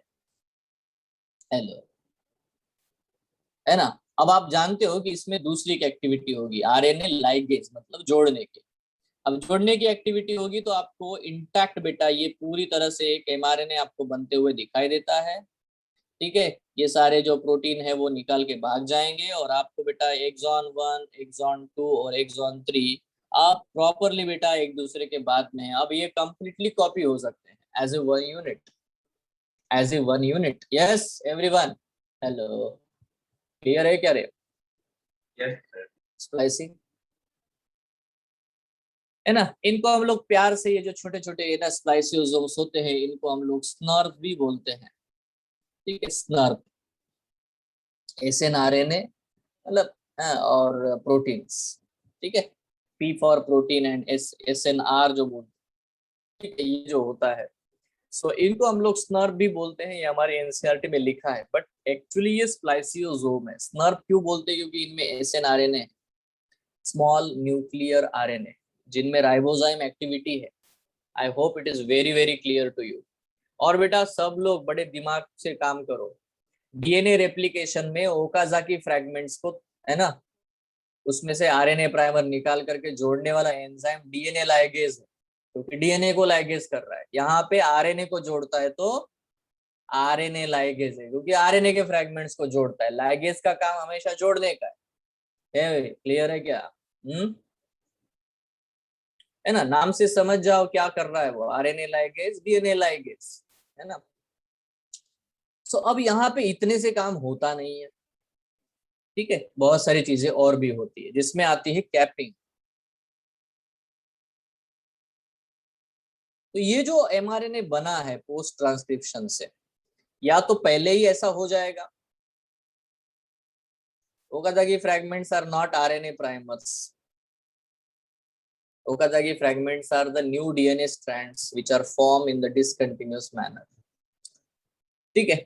सो कैपिंग जो होता है, यहाँ पे हमें नोटिस करना है कैपिंग होगा मतलब क्या होगा। देखो ये जो 5' एंड है बेटा, इस 5' एंड के ऊपर 7 मिथिल ग्वेनोसिन ट्राइफॉस्फेट लग जाता है, अटैच होता है, 7 मिथिल, है ना, 7 मिथिल ग्वेनोसिन ट्राइफॉस्फेट, ठीक है। ये जाकर के बेटा है ना 5 प्राइम एंड के ऊपर हमेशा अटैच हो जाएगा, इसको बोलते हैं कैपिंग, ठीक है। और दूसरा होता है बेटा टेलिंग। टेलिंग मतलब जो 3' एंड है वहां पे बेटा ए ए ए ए ए ऐसे बेटा 200 to 400 सिर्फ एडेनोसिन ट्राइफॉस्फेट लगते चले जाते हैं। इसको हम लोग बोलते बच्चों पॉली ए सेल। तो क्या फंक्शन है इनके यार? देखो आपका मेन जो एमआरएनए का जो पोर्शन है वो ये है, यहाँ तक का, यहाँ तक का। अब क्या होता है, बहुत सारे एक्सोन्यूक्लियसेस आते हैं और इसको काट, है ना, अगर ये बाहर भेजेंगे ना साइटोप्लाज्म में, वहां जाकर के एक्सोन्यूक्लियसेस इनको खत्म करने की कोशिश करते हैं, क्योंकि उनको काम ही वो दिया है, एमआरएनए को खत्म करो, ये काम है उनके पास में।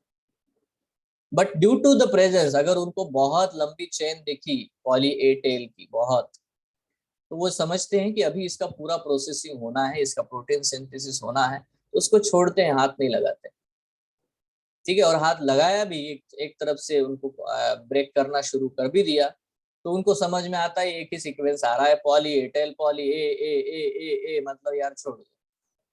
सो बेसिकली टेलिंग जो टेल होता है वो एमआरएनए को प्रोटेक्शन देता है from the other enzymes, it protects. आप समझो कि आपके ही सेल में आपके ही मेन जो एमआरएनए को है खाने वाले भी एक्सो एंजाइम बने हुए, एक्सो न्यूक्लियस रेडी है ना। इजंट इट इंटरेस्टिंग कि आपके ही सेल में जो आपको जिंदा रखना चाहते हैं वो एमआरएनए को ही, है ना, डाइजेस्ट करने वाले एंजाइम्स है, उनका भी इंपॉर्टेंट रोल होता है। बट अंडरस्टैंड कि यहाँ पे पॉली ए टेल जब तक प्रेजेंट है तब तक बेटा वो जो एमआरएनए है उसका कोई भी बाल भी बाका नहीं कर सकता, मतलब एक ही जैसा है ना, एकदम एमआरएनए का सिंगल स्ट्रैंड वैसे के वैसे टिका रहेगा। ठीक है, तो यहाँ हमें नोटिस करना है कि telling will protect, but sir what is the use of the cap. देखो हमें ये हमेशा पता होना चाहिए, मैंने आपको एमआरएनए पढ़ाया तब बताया कि एक होता है यूटीआर सीक्वेंस, अनट्रांसलेटेड रीजन, उसके तुरंत बाद एयूजी आपको देखने को मिलता है, स्टार्ट कोडॉन। करेक्ट है रे? हेलो, ये बताया कि नहीं? हेलो, एयूजी, अरे एमआरएनए मैसेंजर आरएनए पढ़ा ना हमने? Yes sir. अरे हाँ या ना? पढ़ा या नहीं पढ़ा है? टीआरएनए का स्ट्रक्चर पढ़ा है क्या? तो अगर हमने एमआरएनए का स्ट्रक्चर पढ़ा है तो ये चीज मैंने पहले ही बता के रखी है यार आपको।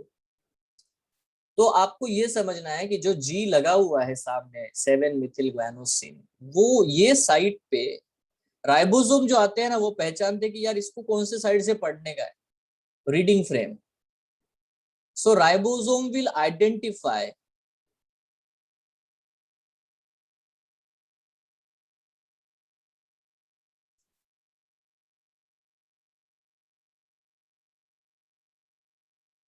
तो ribosome always read it from the, उनको 5-3 नहीं पता, उनको देखना है कि 7 मिथिल ग्वानोसिन किधर है।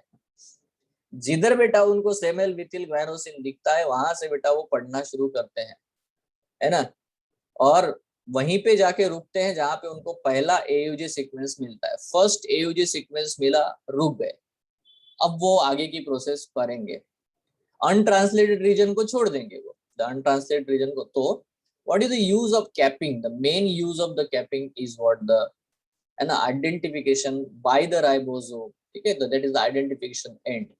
So I hope it is very very clear to all. Now देखो कुछ बच्चों को ये लगता है कि सर पहले स्प्लाइसिंग होता है फिर कैपिंग होता है फिर टेलिंग होता है, या कुछ बच्चों को एनसीईआरटी में देख करके डायग्राम देख करके ऐसा लगता है कि सर पहले कैपिंग होता है फिर स्प्लाइसिंग होता है, फिर ऐसा कुछ नहीं है। All these steps are simultaneous processes. ठीक है, ये सारे प्रोसेस साइमल्टेनियस है। ठीक है, ये होते रहते हैं। ठीक, सो इसको बड़ा ही ध्यान से समझो। अब जो भी ये बना ना, अब इसको एक्चुअली हम लोग बोलते हैं मैच्योर एमआरएनए। टेलिंग लग गया, कैपिंग हो गया, स्प्लाइसिंग हो गया, इससे जो बना वो है हमारा एक्चुअल एमआरएनए। और इस एमआरएनए को, क्योंकि ये न्यूक्लियस के अंदर हुआ सब कुछ, it happens inside the nucleus, you know बेटा, ये न्यूक्लियस के अंदर हुआ है। और अगर न्यूक्लियस के अंदर हुआ तो न्यूक्लियर कोर है, तो ये बाद में बेटा they can be transported, they can be transported into the cytoplasm for the translation. तो ये देखो ग्वानिन लगा हुआ है, ए इधर पीछे है, ये हेड की तरफ बाहर निकलता है। ठीक है, सो इस तरह से आपको एक जो एमआरएनए है वो बाहर निकलते हुए दिखाई देगा, जो जाके पहुंच जाएगा रफ एंडोप्लाज्मिक रेटिकुलम में टू दी राइबोसोम। ठीक है, राइबोसोम के पास बेटा ये पहुंच जाएंगे एंड देन इनका ट्रांसलेशन शुरू होगा। आई होप यहाँ तक आपको पॉइंट्स बिल्कुल क्लियर है स्नर्प के बारे में, स्प्लाइसिंग, कैपिंग, टेलिंग। ठीक है, मोनोसिस्टोनिक क्या है, पॉलीसिस्टोनिक क्या है, and what are the different concepts of the gene, cistron, muton, recon, ये क्या है। ठीक है, इनके बारे में आपको क्लियर है। यस, हेलो, कोई डाउट है क्या? नो। ओके, नाउ देखो हमें एक और चीज देखनी है यहाँ पे। अगर आप आपकी बुक देखोगे तो यहाँ पे तो ये सारे पॉइंट वही हैं, जो मैंने आपको बताया है ना। यहाँ पे इनको हम लोग स्प्लिट जीन ये वर्ड यूज करते हैं in the your NCERT text book, जहाँ पे एक्सॉन इंट्रॉन होते हैं, मतलब जो मोनोसिस्ट्रोनिक है उनको हम स्प्लिट जीन्स भी कहते हैं, ठीक है। But in case of what the prokaryotes, इनको हम लोग बोलते हैं नॉन स्प्लिट जीन, तो है ना, मतलब नॉन स्प्लिटेड और अनइंटरप्टेड, ऐसा हम लोग प्रोकैरियोट्स में उनको कहते हैं, ठीक है। सो दैट्स इट, ये सारे पॉइंट है वही जो मैंने अभी आपको बताए हैं, ठीक है। नाउ देखो यहाँ पे बिल्कुल आरएनए एंड ट्रांसक्रिप्शन जो होगा, बहुत सारे अलग अलग यहाँ पे रो फैक्टर का क्या काम है, सिग्मा फैक्टर का क्या काम है, everything I have told you, ठीक है, नो प्रॉब्लम एट ऑल, ठीक है। बैक्टीरिया में देखो consequently the transcription and translation can be coupled in bacteria, ये एनसीईआरटी का स्टेटमेंट है। तो मैंने बताया आपको कि एनसीईआरटी में, ठीक है, जो लिखा है वो ये है कि एक साथ उधर ट्रांसक्रिप्शन खत्म भी नहीं होता, ट्रांसलेशन शुरू हो जाता है। यहाँ पे देख सकते हो, इधर देखो, और ये देखो कि कभी भी वो पूरा उसको खोलता नहीं है, जो आरएनए पॉलीमरेज है नेवर ओपन्स इट कंप्लीटली, जहां पे उसको कॉपी करना है उतना पोर्शन वो खोलता है, मतलब यहाँ पे पहले ओपन किया, फिर यहाँ पे ओपन किया, यहाँ पे, इस तरह से, ठीक है। इस तरह से बेटा वो ओपन करते करते आगे जाता है, initiation, elongation, termination, same way we talk, जहां रो फैक्टर दिखा अटैच, वहां पे बेटा खत्म, काम ही खत्म हो जाता है, ठीक है। अभी ट्रांसक्रिप्शन के बाद में हम लोगों को ये जो भी सिग्निफिकेंस है ना, यहाँ पे आप देख सकते हो, ये डायग्राम दिया है, कैपिंग का दिया हुआ है, ठीक है, उधर पॉली ए टेल लगते हुए बताया गया है। तो यहाँ पे आपको ये लूप्स भी दिखाई दे रहे हैं, if you see the loops, ठीक है, आरएनए स्प्लाइसिंग किया जाता है। उन्होंने मेंशन किया है, क्या मेंशन किया है कि यहाँ पे बेटा यहाँ पे करते हैं, देखो, ठीक है, इस तरह से ये जो है स्प्लाइसिंग के बारे में यहाँ पे मेंशन किया है, आप देख सकते हो, both the exons and introns, hence it is subject to process called as splicing, ठीक है। स्प्लाइसिंग कौन करेगा, तो स्नर्व्स जो है स्प्लाइसिंग करेंगे। तो मैंने पूरा कंसेप्ट आपको वन बाय वन, है ना, एक बता दिया। नाउ अंडरस्टैंड बेटा, यहाँ पे एक और पॉइंट है, पॉइंट ये है कि आरएनए पॉलीमरेज जो है, डीएनए डिपेंडेंट आरएनए पॉलीमरेज के 3 डिफरेंट टाइप्स बेटा आपको देखने को मिलते हैं, 3 different type of the RNA polymerase, ठीक है। इनके बारे में आपको बहुत बार क्वेश्चन देखने को मिलता है। नाउ रिमेंबर, ट्रांसक्रिप्शन सिर्फ एमआरएनए बनाने की प्रोसेस तो है नहीं, तो ट्रांसक्रिप्शन में आरएनएस बनते हैं। नाउ सी, आरएनए पॉलीमरेज 1 नाम का जो एंजाइम है, वो क्या करता है, वो आरएनएस बनवाता है, ठीक है, उसका काम है डीएनए से आरएनए बनाओ। अभी आरएनए बहुत सारे डिफरेंट टाइप के हैं, 28S, 18S, 5.8S, जो कि यूकैरियोटिक सेल में, है ना, एटीएस राइबोसोम में पाए जाते हैं, सारे एटीएस वाले हैं, ठीक है ना। तो ये आरएनए पॉलीमरेज देखो, ये सिर्फ यूकैरियोटिक सेल में, 3 टाइप, प्रोकैरियोटिक सेल में तो एक ही है, sigma factor, core factor, done, है ना, हेलो, है ना, वहां पे बस उसका कोई टाइप वाइप नहीं है। यहाँ पे हम यूकैरियोटिक सेल में आप देखोगे कि अच्छा, वहां डिफरेंट डिफरेंट टाइप्स के बारे में हम लोग बात करते हैं। आरएनए पॉलीमरेज 2 का क्या काम है, वो बनाएगा एमआरएनए मैसेंजर। तो ये वो एंजाइम है जिसके बारे में अभी तक हम बात कर रहे थे, आरएनए पॉलीमरेज 2, ठीक है, वो एमआरएनए बनवाएगा, और जिसको हम लोग बोलते हैं एचएनआरएनए बनवाएगा पहले। एक्चुअली एचएनआरएनए ही बनता है ना, तो RNA polymerase 2 is the main enzyme जो कि आपका मैसेंजर आरएनए बना रहा है, ठीक है। और आरएनए पॉलीमरेज 3 का भी काम है कि वो टीआरएनए कॉपी करवाता है, मतलब डीएनए से टीआरएनए बनवाता है, या तो 5S आरएनए, इसके बारे में मैंने आपको बताया था, है ना, 5S आरएनए जो कि दोनों में कॉमन होता है, स्मॉल राइबोसोमल आरएनए, जो कि एसएनआरएनए है, स्मॉल न्यूक्लियर आरएनए, ठीक है। तो ये भी बेटा, है ना, बनवाएगा कौन, snRNA, tRNA, 5S RNA are actually copied by the RNA polymerase 3। तो यहाँ पे बेटा इसको कैसे याद करने का है, how to remember this one, ठीक है, थोड़ा ध्यान से। नंबर 1 चीज है बेटा, देखो मैं यहाँ पे बोलता हूँ कि टीआरएनए को याद करना बहुत आसान है। TRNA, RNA polymerase 3, RNA polymerase 3 T से शुरू होता है, टीआरएनए हो गया। तो जितने भी छोटे छोटे हैं, tRNA is very small, 5s RNA is very small, snRNAs are small nuclear RNAs. तो जहां जहां स्मॉल स्मॉल स्मॉल है वो सब बेटा 3 बनवाता है। Is it clear? Hello, can you remember RNA polymerase 3 बोलते ही आपके दिमाग में आना चाहिए, ओ 3 की स्पेलिंग टी से शुरू होती है। And tRNA, 5s RNA, yes everyone. आप बोलो, पूछ लो। हाँ सर, ये सारे अलग अलग आरएनए बनाने के लिए डीएनए भी के टाइप भी अलग अलग होते हैं कि? डीएनए क्या? ये तो एंजाइम्स है ना, प्रोटीन्स है, ऑब्वियसली वो जब यहाँ बन रहे वो अलग अलग जगह पे बन रहे, क्योंकि अलग अलग प्रोटीन्स है, तो है ना, ऑब्वियसली है ना। सपोज एक ही सीक्वेंस है डीएनए का और उसमें एक पॉलीमरेज 3 जा रहा है और दूसरे में पॉलीमरेज 2 जा रहा है, दोनों में अलग अलग बनेगा ना? क्या समझा नहीं मैं, अजीब सा क्वेश्चन दे रहा है, क्वेश्चन ही नहीं समझा, सही ढंग से पूछ। अ, अगर एक ही डीएनए का सीक्वेंस है, हाँ, उसमें से एक, अगर अगर पॉलीमरेज 3 गया तो टीआरएनए बनेगा और 2 जाएगा तो एमआरए बनेगा। नहीं नहीं ऐसे नहीं होता भाई, it depends upon promoter, it depends upon promoter. कोई भी कहीं पे भी जाके चिपक के नहीं काम करेगा भाई, हैं? प्रमोटर इज मोर इम्पोर्टेंट, कुंडली मैच होनी चाहिए पहले, फिर शादी। Hello, it's simple. Yes sir. हाँ, अब बोलोगा यार ऐसा तो नहीं होता, रैंडम काम नहीं होता भाई, पूरी दुनिया बदल देगा तू तो, ऐसे नहीं होता। See, promoter is there, promoter must be understood by this RNA polymerase 1। अलग अलग, मैं तो टाटा बॉक्स एक एग्जांपल दिया है आपको, इट्स नॉट, है ना, how you are looking it. See, RNA polymerase 1, इसका काम है जहां जहां डीएनए में आरआरएनए बनाने के, है ना, यूनिट दिए हैं उनको ट्रांसक्राइब करना।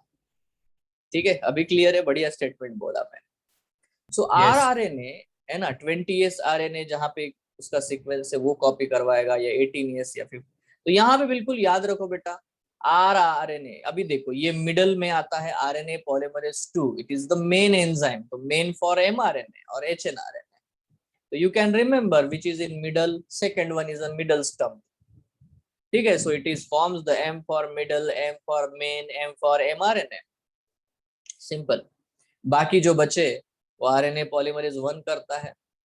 ठीक है, ये बहुत ही आसान है, और वैसे भी आपको ये याद रखना है, देखो 8, है ना, ये जो है RNA पॉलीमरेज 1, फिर से 8 आपको दिखाई दे रहा है, 28s, 18s, 5.8s, जो कि 80s राइबोसोम में आपको देखने को मिलते हैं, वो सारे बेटा RNA पॉलीमरेज 1 करवाता है, ट्रांसक्राइब करवाता है। I hope it's very very clear to you all, है ना, दिक्कत तो नहीं होनी चाहिए। तो मैं ये चाहूंगा कि आप ये सब देखो एनसीईआरटी से पढ़ो बहुत आराम से। नाउ, ठीक है, मैं क्वेश्चन पूछता हूँ, बताओ बेटा, है ना, which of the following polymerase will transcribe SNRNA? ऐसा क्वेश्चन आएगा आपको नीट में, क्योंकि एनसीईआरटी में दिया है यार। तो अगर SNRNA कौन सा ट्रांसक्राइब कराएगा, तो answer is very simple, RNA polymerase 3। क्योंकि ये ट्रिक मैंने बता कि हाँ 3 मतलब टीआरएनए इज स्मॉल RNA, जो जो स्मॉल है, स्मॉल rRNA, स्मॉल एस मतलब न्यूक्लियर RNA, और बस ये बिल्कुल दिमाग में रखो, है ना। मेन कार्यक्रम कौन करेगा, मैसेंजर RNA कौन बनवाएगा, सर मिडल वाला, मतलब 2। If you remember this, done, your काम खत्म। इसीलिए मैंने डीएनए पॉलीमरेज के टाइप नहीं बताया आपको, मैंने बोला था लास्ट क्लास में, डीएनए पॉलीमरेज के भी टाइप है, 1 2 3 4 5 है। सो देयर इज, है ना, तो जो एनसीईआरटी में दिया है वो तो पहले पता होना चाहिए। ठीक है, now see, significance of complexity. देखो ये कंसेप्ट्स ऐसे है ना कि आप न चाहते हुए भी, बच्चों ये मैं ये बताता हूँ, न चाहते हुए भी हम लोग ख्याली पुलाव पकाना शुरू कर देते हैं। मतलब जैसे मैं भी पढ़ता था, मतलब आज भी कुछ नए कंसेप्ट पढ़ता हूँ, तो मैं भी बहुत सारी संभावनाओं को सोचता हूँ, बहुत सारी पॉसिबिलिटीज को, और ये हमारे ब्रेन का नेचर ही है। इसलिए पहले हम लोग ऐसे चैप्टर्स में, है ना, पहले एनसीईआरटी में क्या दिया है वो अगर पढ़े तो हम उसके लिमिटेड सोचेंगे और हम वैसा ही आंसर भी देंगे. If you know more and more and more, you will become scientist, obviously, है ना. You'll start thinking. सोचना चाहिए, ये जरूरी भी है, बट उसका एक समय होता है. नाउ सिग्निफिकेंस ऑफ कॉम्प्लेक्सिटी क्या है, इतना कॉम्प्लेक्स क्यों करके रखा हुआ है. देखो, this significance of such complexities is now beginning to be understood. ऐसा इतना कॉम्प्लिकेटेड करके क्यों रखा है भाई. सिस्ट्रॉन है, ये है, वो है, एक्सॉन, इंट्रॉन बीच बीच में. तो यहाँ पे नोटिस करो, the split genes arrange probably represent the ancient feature of a genome. Split genes मतलब बीच बीच में जो इंट्रॉन्स है वो एकदम से फालतू नहीं बने, वो पहले काम के थे, बाद में पता चला कि उनका कुछ काम नहीं है, उसमें ऐसे म्यूटेशंस होते चले गए जो अब बिना काम के बन चुके. याद करो, ये चीज बड़ा ध्यान से समझना. इंट्रॉन्स जितने भी हमारे डीएनए में जो कुछ भी प्रेजेंट है, जो कुछ भी बल्क अमाउंट है, कोडिंग है, नॉन कोडिंग है, बेटा वो हमें हमारी पुरानी यादें दिलाता है. हम कैसे थे, हमारे अंदर कौन कौन से जीन थे, क्या हम तब बैक्टीरिया थे, किस फॉर्मेट में थे, उस हिसाब से बेटा हम काम करते हैं. इवन अगर आप ये मानते हो कि आप किसी एलियन ग्रह से यहाँ पे आए हो, तो हो सकता है कि उस प्लेनेट के ऊपर ये वाले सीक्वेंसेस तुम्हारे लिए काम के थे, आप यहाँ पे नहीं है. So understand this. If you want to think like a Hollywood, yes or no? The split genes arrangement probably represent ancient feature of a genome. उसका ancient feature है भाई ये. Now, the presence of introns is reminiscent of the antiquity. ठीक है? Now, what is this? है ना, वही जो अभी तक मैंने समझाया. आपका जो भी पास्ट है, आपका जो भी, है ना, जो भी आपका प्रीशियस मूवमेंट्स है on the earth, human being बना या कोई भी ऑर्गेनिज्म बना, है ना, उसका जो रेमिनिसेंट है बेटा, उसकी जो है ना, क्या बोलते हैं, सारी इंफॉर्मेशन है वो आपके डीएनए में भरी पड़ी है. It is like a hard disk, it has lot of information, है ना. जैसे आप उसको, है ना, ओपन करते हो तो आपको ऐसे ऐसे सारे फाइल्स फोल्डर देखने को मिलते हैं जिसको रीड कर पाना मुश्किल है, जिसको समझ पाना मुश्किल है, बट वो है, वो डिलीट नहीं हो रहा है, वो है. Yes everyone. नाउ ये बहुत बड़ा रहस्य है. The process of splicing represent the dominance of the RNA world. और आपको पता है ना, आरएनए ने आरएनए की कॉपी करी, आरएनए ने आरएनए का बेटा, है ना, जोड़ा, आरएनए ने आरएनए को तोड़ा, आरएनए ने सब कुछ किया, है ना. वही इंफॉर्मेशन लेके आया, वही इंफॉर्मेशन को प्रोसेस कर रहा है, वही उसको तोड़ रहा है, वही उसको जोड़ रहा है. Everything is done by the RNA. तो नहीं लगता कि आरएनए वर्ल्ड था, है ना. Splicing is the best example that कि आरएनए कितना इंपॉर्टेंट है, आरएनए वर्ल्ड के बारे में वो इंफॉर्मेशन देता है. Now the polymerase A tail play an important role in the stability of mRNA. अगर पॉली ए टेल ना हो तो बेटा वो mRNA की स्टेबिलिटी में, है ना, दिक्कत होती है. जैसे मैंने आपको समझाया, ये RNA and RNA dependent processes in the living system assume more importance. ठीक है, तो ये डेफिनेटली बेटा बहुत ज्यादा इंपॉर्टेंस आपको ये सारी चीजों को, मतलब आरएनए वाली चीजों को आती है ना. सो यहाँ बच्चों हम लोगों ने ट्रांसक्रिप्शन के बारे में सारी चीजें पढ़ी है. अगर आपको कोई डाउट है तो आप पूछ सकते हो. हेलो, नहीं है तो हम लोग अब यहाँ पे बात करते बच्चों, है ना, एक बहुत ही इंपॉर्टेंट पॉइंट की, कि हम लोग सेंट्रल डोगमा पढ़ रहे हैं. We are studying the central dogma. ठीक है, this portion is very very important regarding your entire, है ना, जो भी ये चैप्टर है. ठीक है, क्योंकि ये बहुत से बच्चों को एक तो समझ में नहीं आता, या तो पता नहीं कैसे तो भी अजीबोगरीब बिहेवियर करते हैं, है ना, कुछ तो भी सोचते हैं अलग अलग. ठीक है, सो देखो यहाँ ये सिंपल चीजें हैं, मतलब सिंपल का मतलब है वेरी सिंपल. ठीक है, नाउ देखो यार, मतलब डीएनए से आरएनए बनता है और आरएनए से प्रोटीन. तो प्रोटीन बनता है मतलब अमीनो एसिड लगाए जाते हैं. अगर अमीनो एसिड्स लगाए जाते हैं तो इसका मतलब ये होता है कि न्यूक्लिक एसिड्स, रेप्लिकेशन और ट्रांसक्रिप्शन में जो न्यूक्लिक एसिड जो है, जो कि कॉपी हुए थे, ठीक है, उससे न्यूक्लिक एसिड ही बना रेप्लिकेशन में और ट्रांसक्रिप्शन में, तो इसमें कुछ दिक्कत है नहीं। दिक्कत तो ये है, the process of translation require transfer of genetic information from a polymer of the nucleotides to the polymer of the amino acids. अब रियल ट्रांसलेशन होगा, एक लैंग्वेज से दूसरी लैंग्वेज में कंसेप्ट को बदला दिया जाएगा। अभी जो एक्सॉन एक्सॉन एक्सॉन हमने कहा, उसमें जो कुछ भी इंफॉर्मेशन है एमआरएनए में, वो तो न्यूक्लियोटाइड की लैंग्वेज में है। उसमें बस 4 ही प्रकार के ए, यू, सी और जी।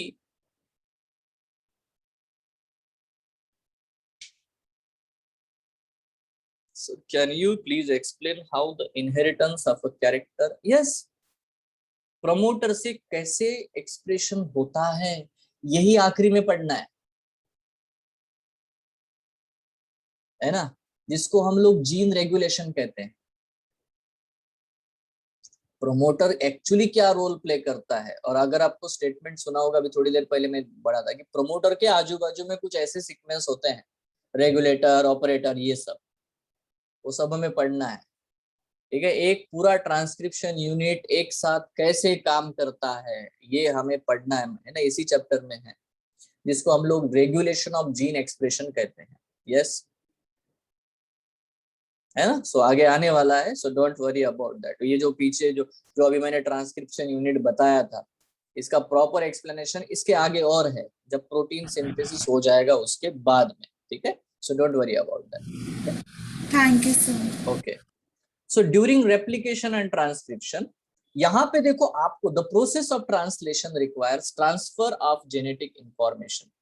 अब हमारे पास सिर्फ 4 ही लेटर है यार, ए, यू, सी, जी, बट दिक्कत ये है कि ये 4 लेटर होने के बावजूद हमारे पास 20 अमाइनो एसिड्स है, वैलिन है, हिस्टामिन है, बहुत सारे यार, मतलब है। So there are 20 amino acids which are actually involved in the protein synthesis, और इनके बहुत सारे बेटा millions of different types of proteins बन सकते हैं उनके रीअरेंजमेंट से। So a definite sequences of bases transferred from the DNA to mRNA, and from mRNA to the definite sequence of the amino acid in a polypeptide is called the genetic code.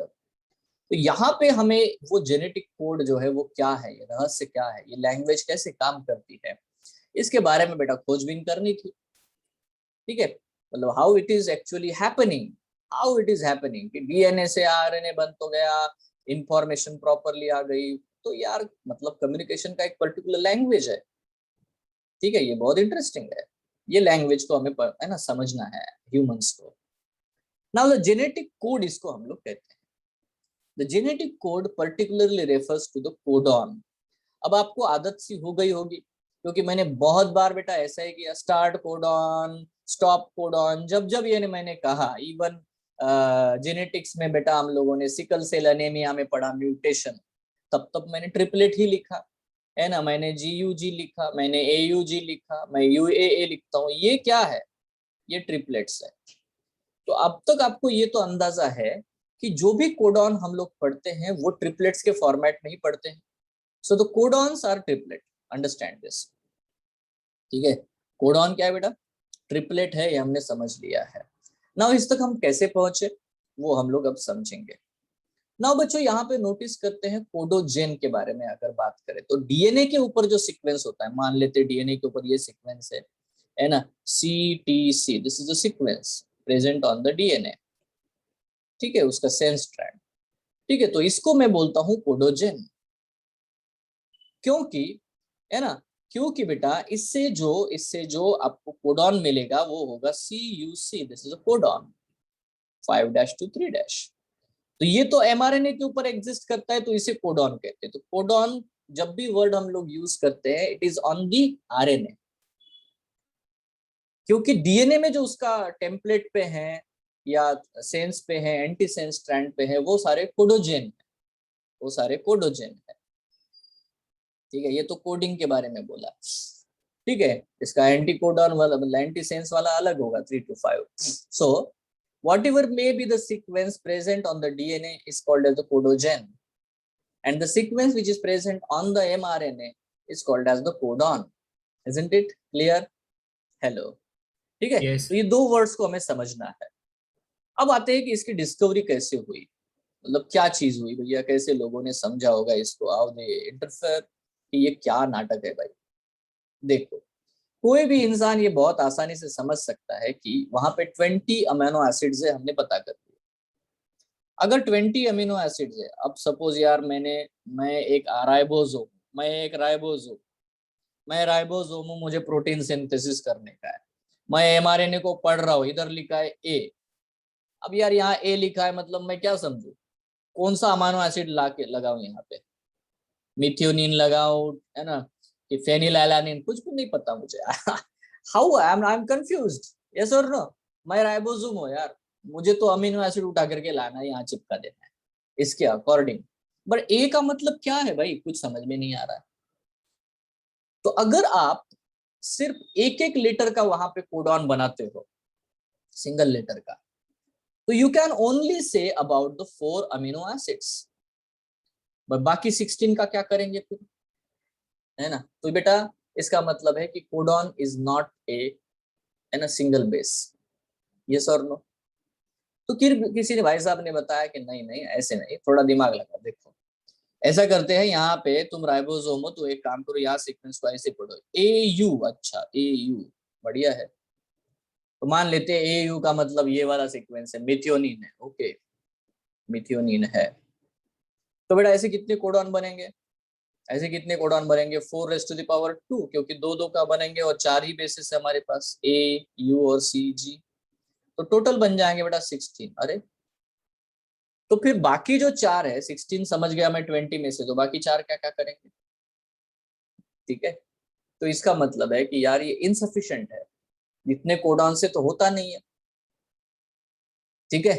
तो फिर बेटा हम लोगों ने ये समझा, we have understood this by even experiments, just की theoretical नहीं है ये, ठीक है। सो हम लोगों ने समझा कि no, the codon is a triplet, A U G, इसका मतलब मिथ्योनिन है, ओके, ठीक है। 4⁻3, सो इट्स एक्चुअली बेटा हमारे पास में 64 ट्रिपलेट्स है, ठीक है। रिमेंबर 64 ट्रिपलेट है, 64 कोडॉन नहीं है, कोडॉन तो सिर्फ 61 है, क्योंकि 3 नॉनसेंस कोडॉन है, ठीक है, जिनका कोई मतलब होता नहीं। एनीवे, सो अंडरस्टैंड दिस कि हाँ 64 कोडॉन हो सकते हैं, मतलब 20 अमीनो एसिड्स को, जैसे कि मेरे पास में जैसे लैंग्वेज है, मैं हिंदी में बोलता हूँ, मैंने, है ना, आसमान में बेटा बादल देख लिया, तो मैं बोलता हूँ जलद, तोयद, नीरद, अंबद, है ना, राजद, ये सारे जो सिनोनिम्स है बेटा, only for a single substance है। मतलब ये हो सकता है कि एक पर्टिकुलर अमीनो एसिड वैलीन के लिए 4 कोडॉन अवेलेबल हो, एंड दैट हैपेंस, और ये सही भी है, और हमने ये प्रैक्टिकली समझा भी है। कितने लोगों को क्लियर है भैया क्या पढ़ाया मैंने, हेलो, यस सर। है ना। तो एक सब्सटेंस के लिए, एक अमाइनो एसिड के लिए एक से ज्यादा कोडॉन है, एंड दैट इज ट्रू, ये पॉसिबल है, बिल्कुल है ना। तो भाई साहब यहाँ पे जो ये आते हैं, इनका नाम है George गैमो। A physicist argued that since there are only 4 bases and if they have to code for 20 amino acid, the code should constitute combinations of the bases. ये उनका स्टेटमेंट है, बोले कॉम्बिनेशन होने चाहिए, एक सिंगल बेस से तो होगा नहीं। एंड ही सजेस्टेड, इन्होंने सजेस्ट किया कि that in order to code for all the 20 amino acids, the code should be made of 3 nucleotides triplet. तो ये जो ड्रामा है ना, होना चाहिए, सजेस्टेड, सजेस्टेड तो बहुत लोग सजेशन करते हैं, है ना, कुछ लोगों की तो आदत होती है, जैसे कुछ भी हो जाता है, मैंने तो बोला ही था, उनको पहले से पता होता है इसको, ठीक है। वैसा ही है यहाँ पे, सजेस्टेड, ये कैलकुलेटेड सजेशंस होते हैं, so they are great. So we have to understand here कि ट्रिपलेट जो है, डेफिनेटली बेटा कोडॉन को हम लोग कहते हैं, और हमने ऐसे 64 ट्रिपलेट्स एक्चुअली, है ना, अब मान लेंगे क्योंकि वो 4 × 4 × 4 है, ठीक है। सो दैट इज, अब ये ज्यादा हो गया यार, मोर कोडॉन्स देन रिक्वायर्ड, क्योंकि BC20 अमाइनो एसिड है। उसके बाद में जो एक्चुअली कार्यक्रम हुआ है इन 1964 में, वो बहुत ही इंपॉर्टेंट है। अभी जैसे कि ये साइंटिस्ट है बेटा हर गोबिंद खुराना, इन्होंने डायरेक्टली लैब में बेटा ही सिंथेसाइज्ड RNA मॉलिक्यूल, बहुत बड़ी अचीवमेंट है ये। ठीक है, ये जो है इन्होंने लैब में क्या किया, आरएनए बनवा दिया बिना सेल के टेस्ट ट्यूब्स में, है ना। हाउ ही मेड इट, इसको इम्पोर्टेंट है कि उन्होंने जो कुछ बनाया था वो थे होमोपॉलीमर्स एंड कोपॉलीमर्स। नाउ ये वर्ड को समझो, मैं आपको समझाता हूँ, ठीक है। होमोपॉलीमर्स एंड कोपॉलीमर्स, तो बच्चों अगर आप नोटिस करोगे यहाँ पे, if you notice here, okay okay, यहाँ पे हम लोग आते हैं, ठीक है। तो यहाँ पे आप देखो what is genetic code, George Gamow ने ये सब हमें बताया है ना, जॉर्ज गैमो, ठीक है। तो इन्होंने क्या किया, है ना, इस तरह से बहुत सारे बेटा आपको सीक्वेंसेस देखने को मिलते हैं, ये sequences you you you and इस तरह के सीक्वेंसेस उन्होंने बनाए हैं, ठीक है। If you see this one, इस तरह के उन्होंने सीक्वेंसेस बनाए हरगोविंद खुराना ने, ठीक है। So lot of different types of the जो भी लोग हैं उन्होंने सीक्वेंसेस बनाए। तो मैं यहाँ पे आपको पेन एंड पेपर पे समझा देता हूँ ताकि आपका कंसेप्ट बिल्कुल क्लियर रहे, ठीक है।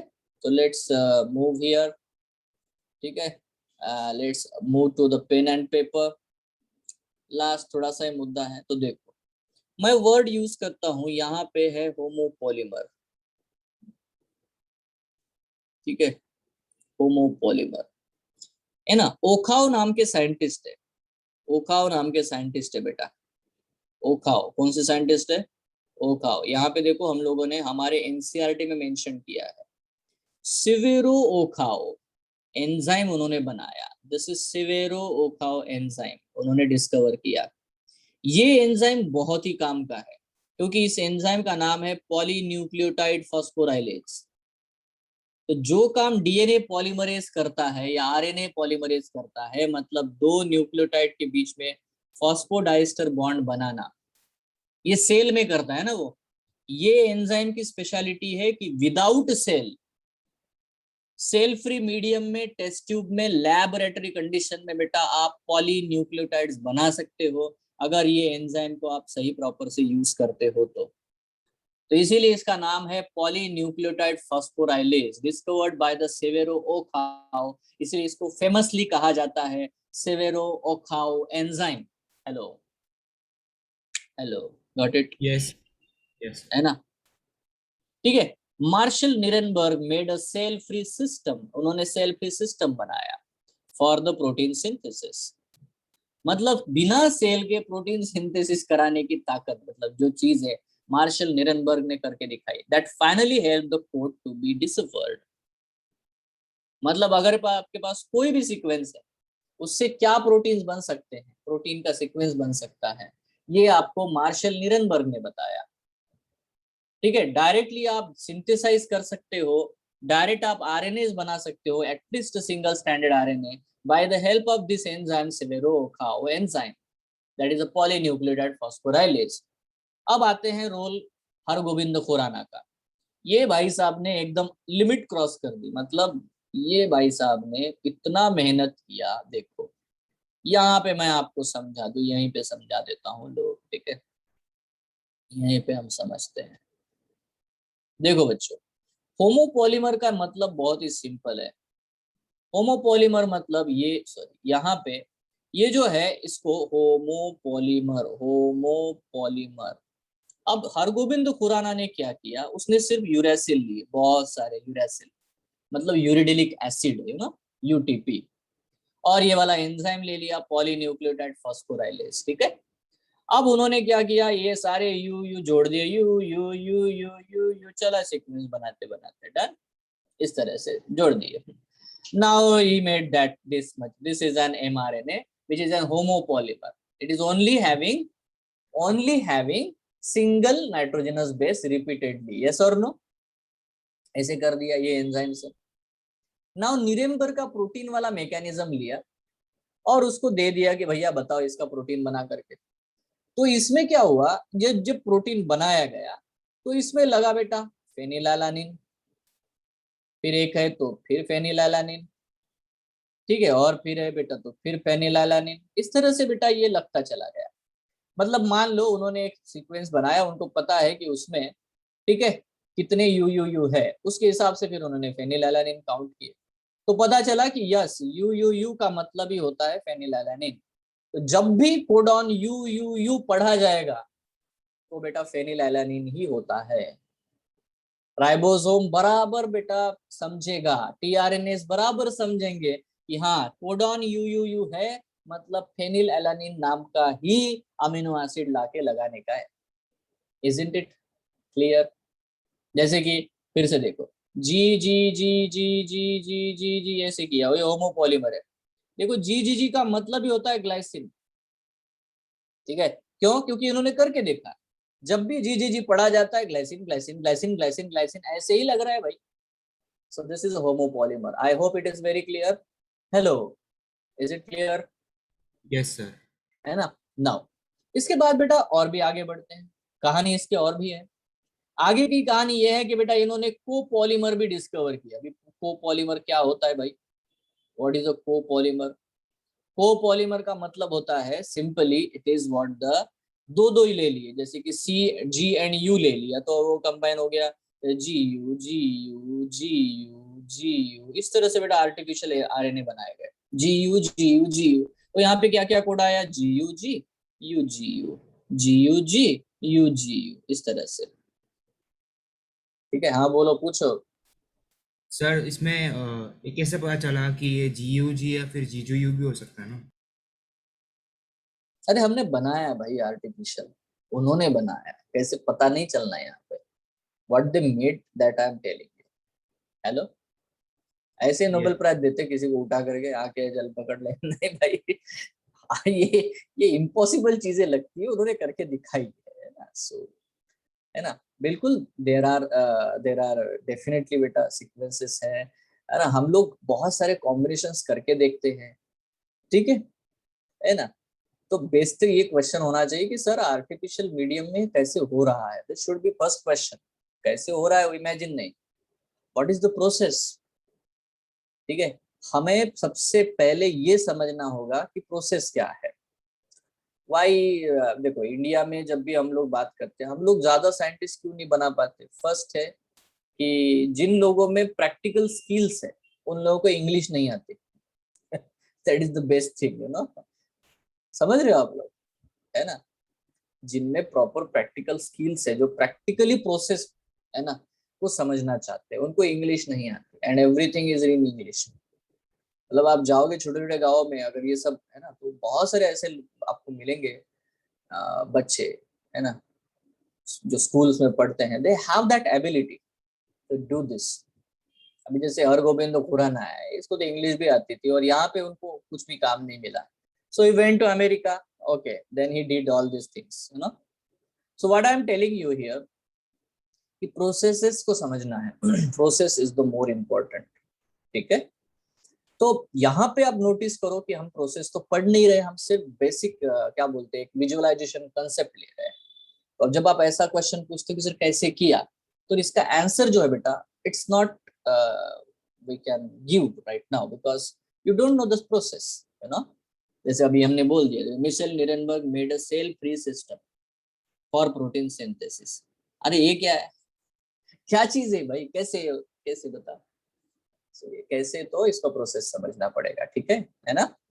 तो तुम्हारा क्वेश्चन बिल्कुल राइट है, बट इसका आंसर बहुत ही बड़ा है।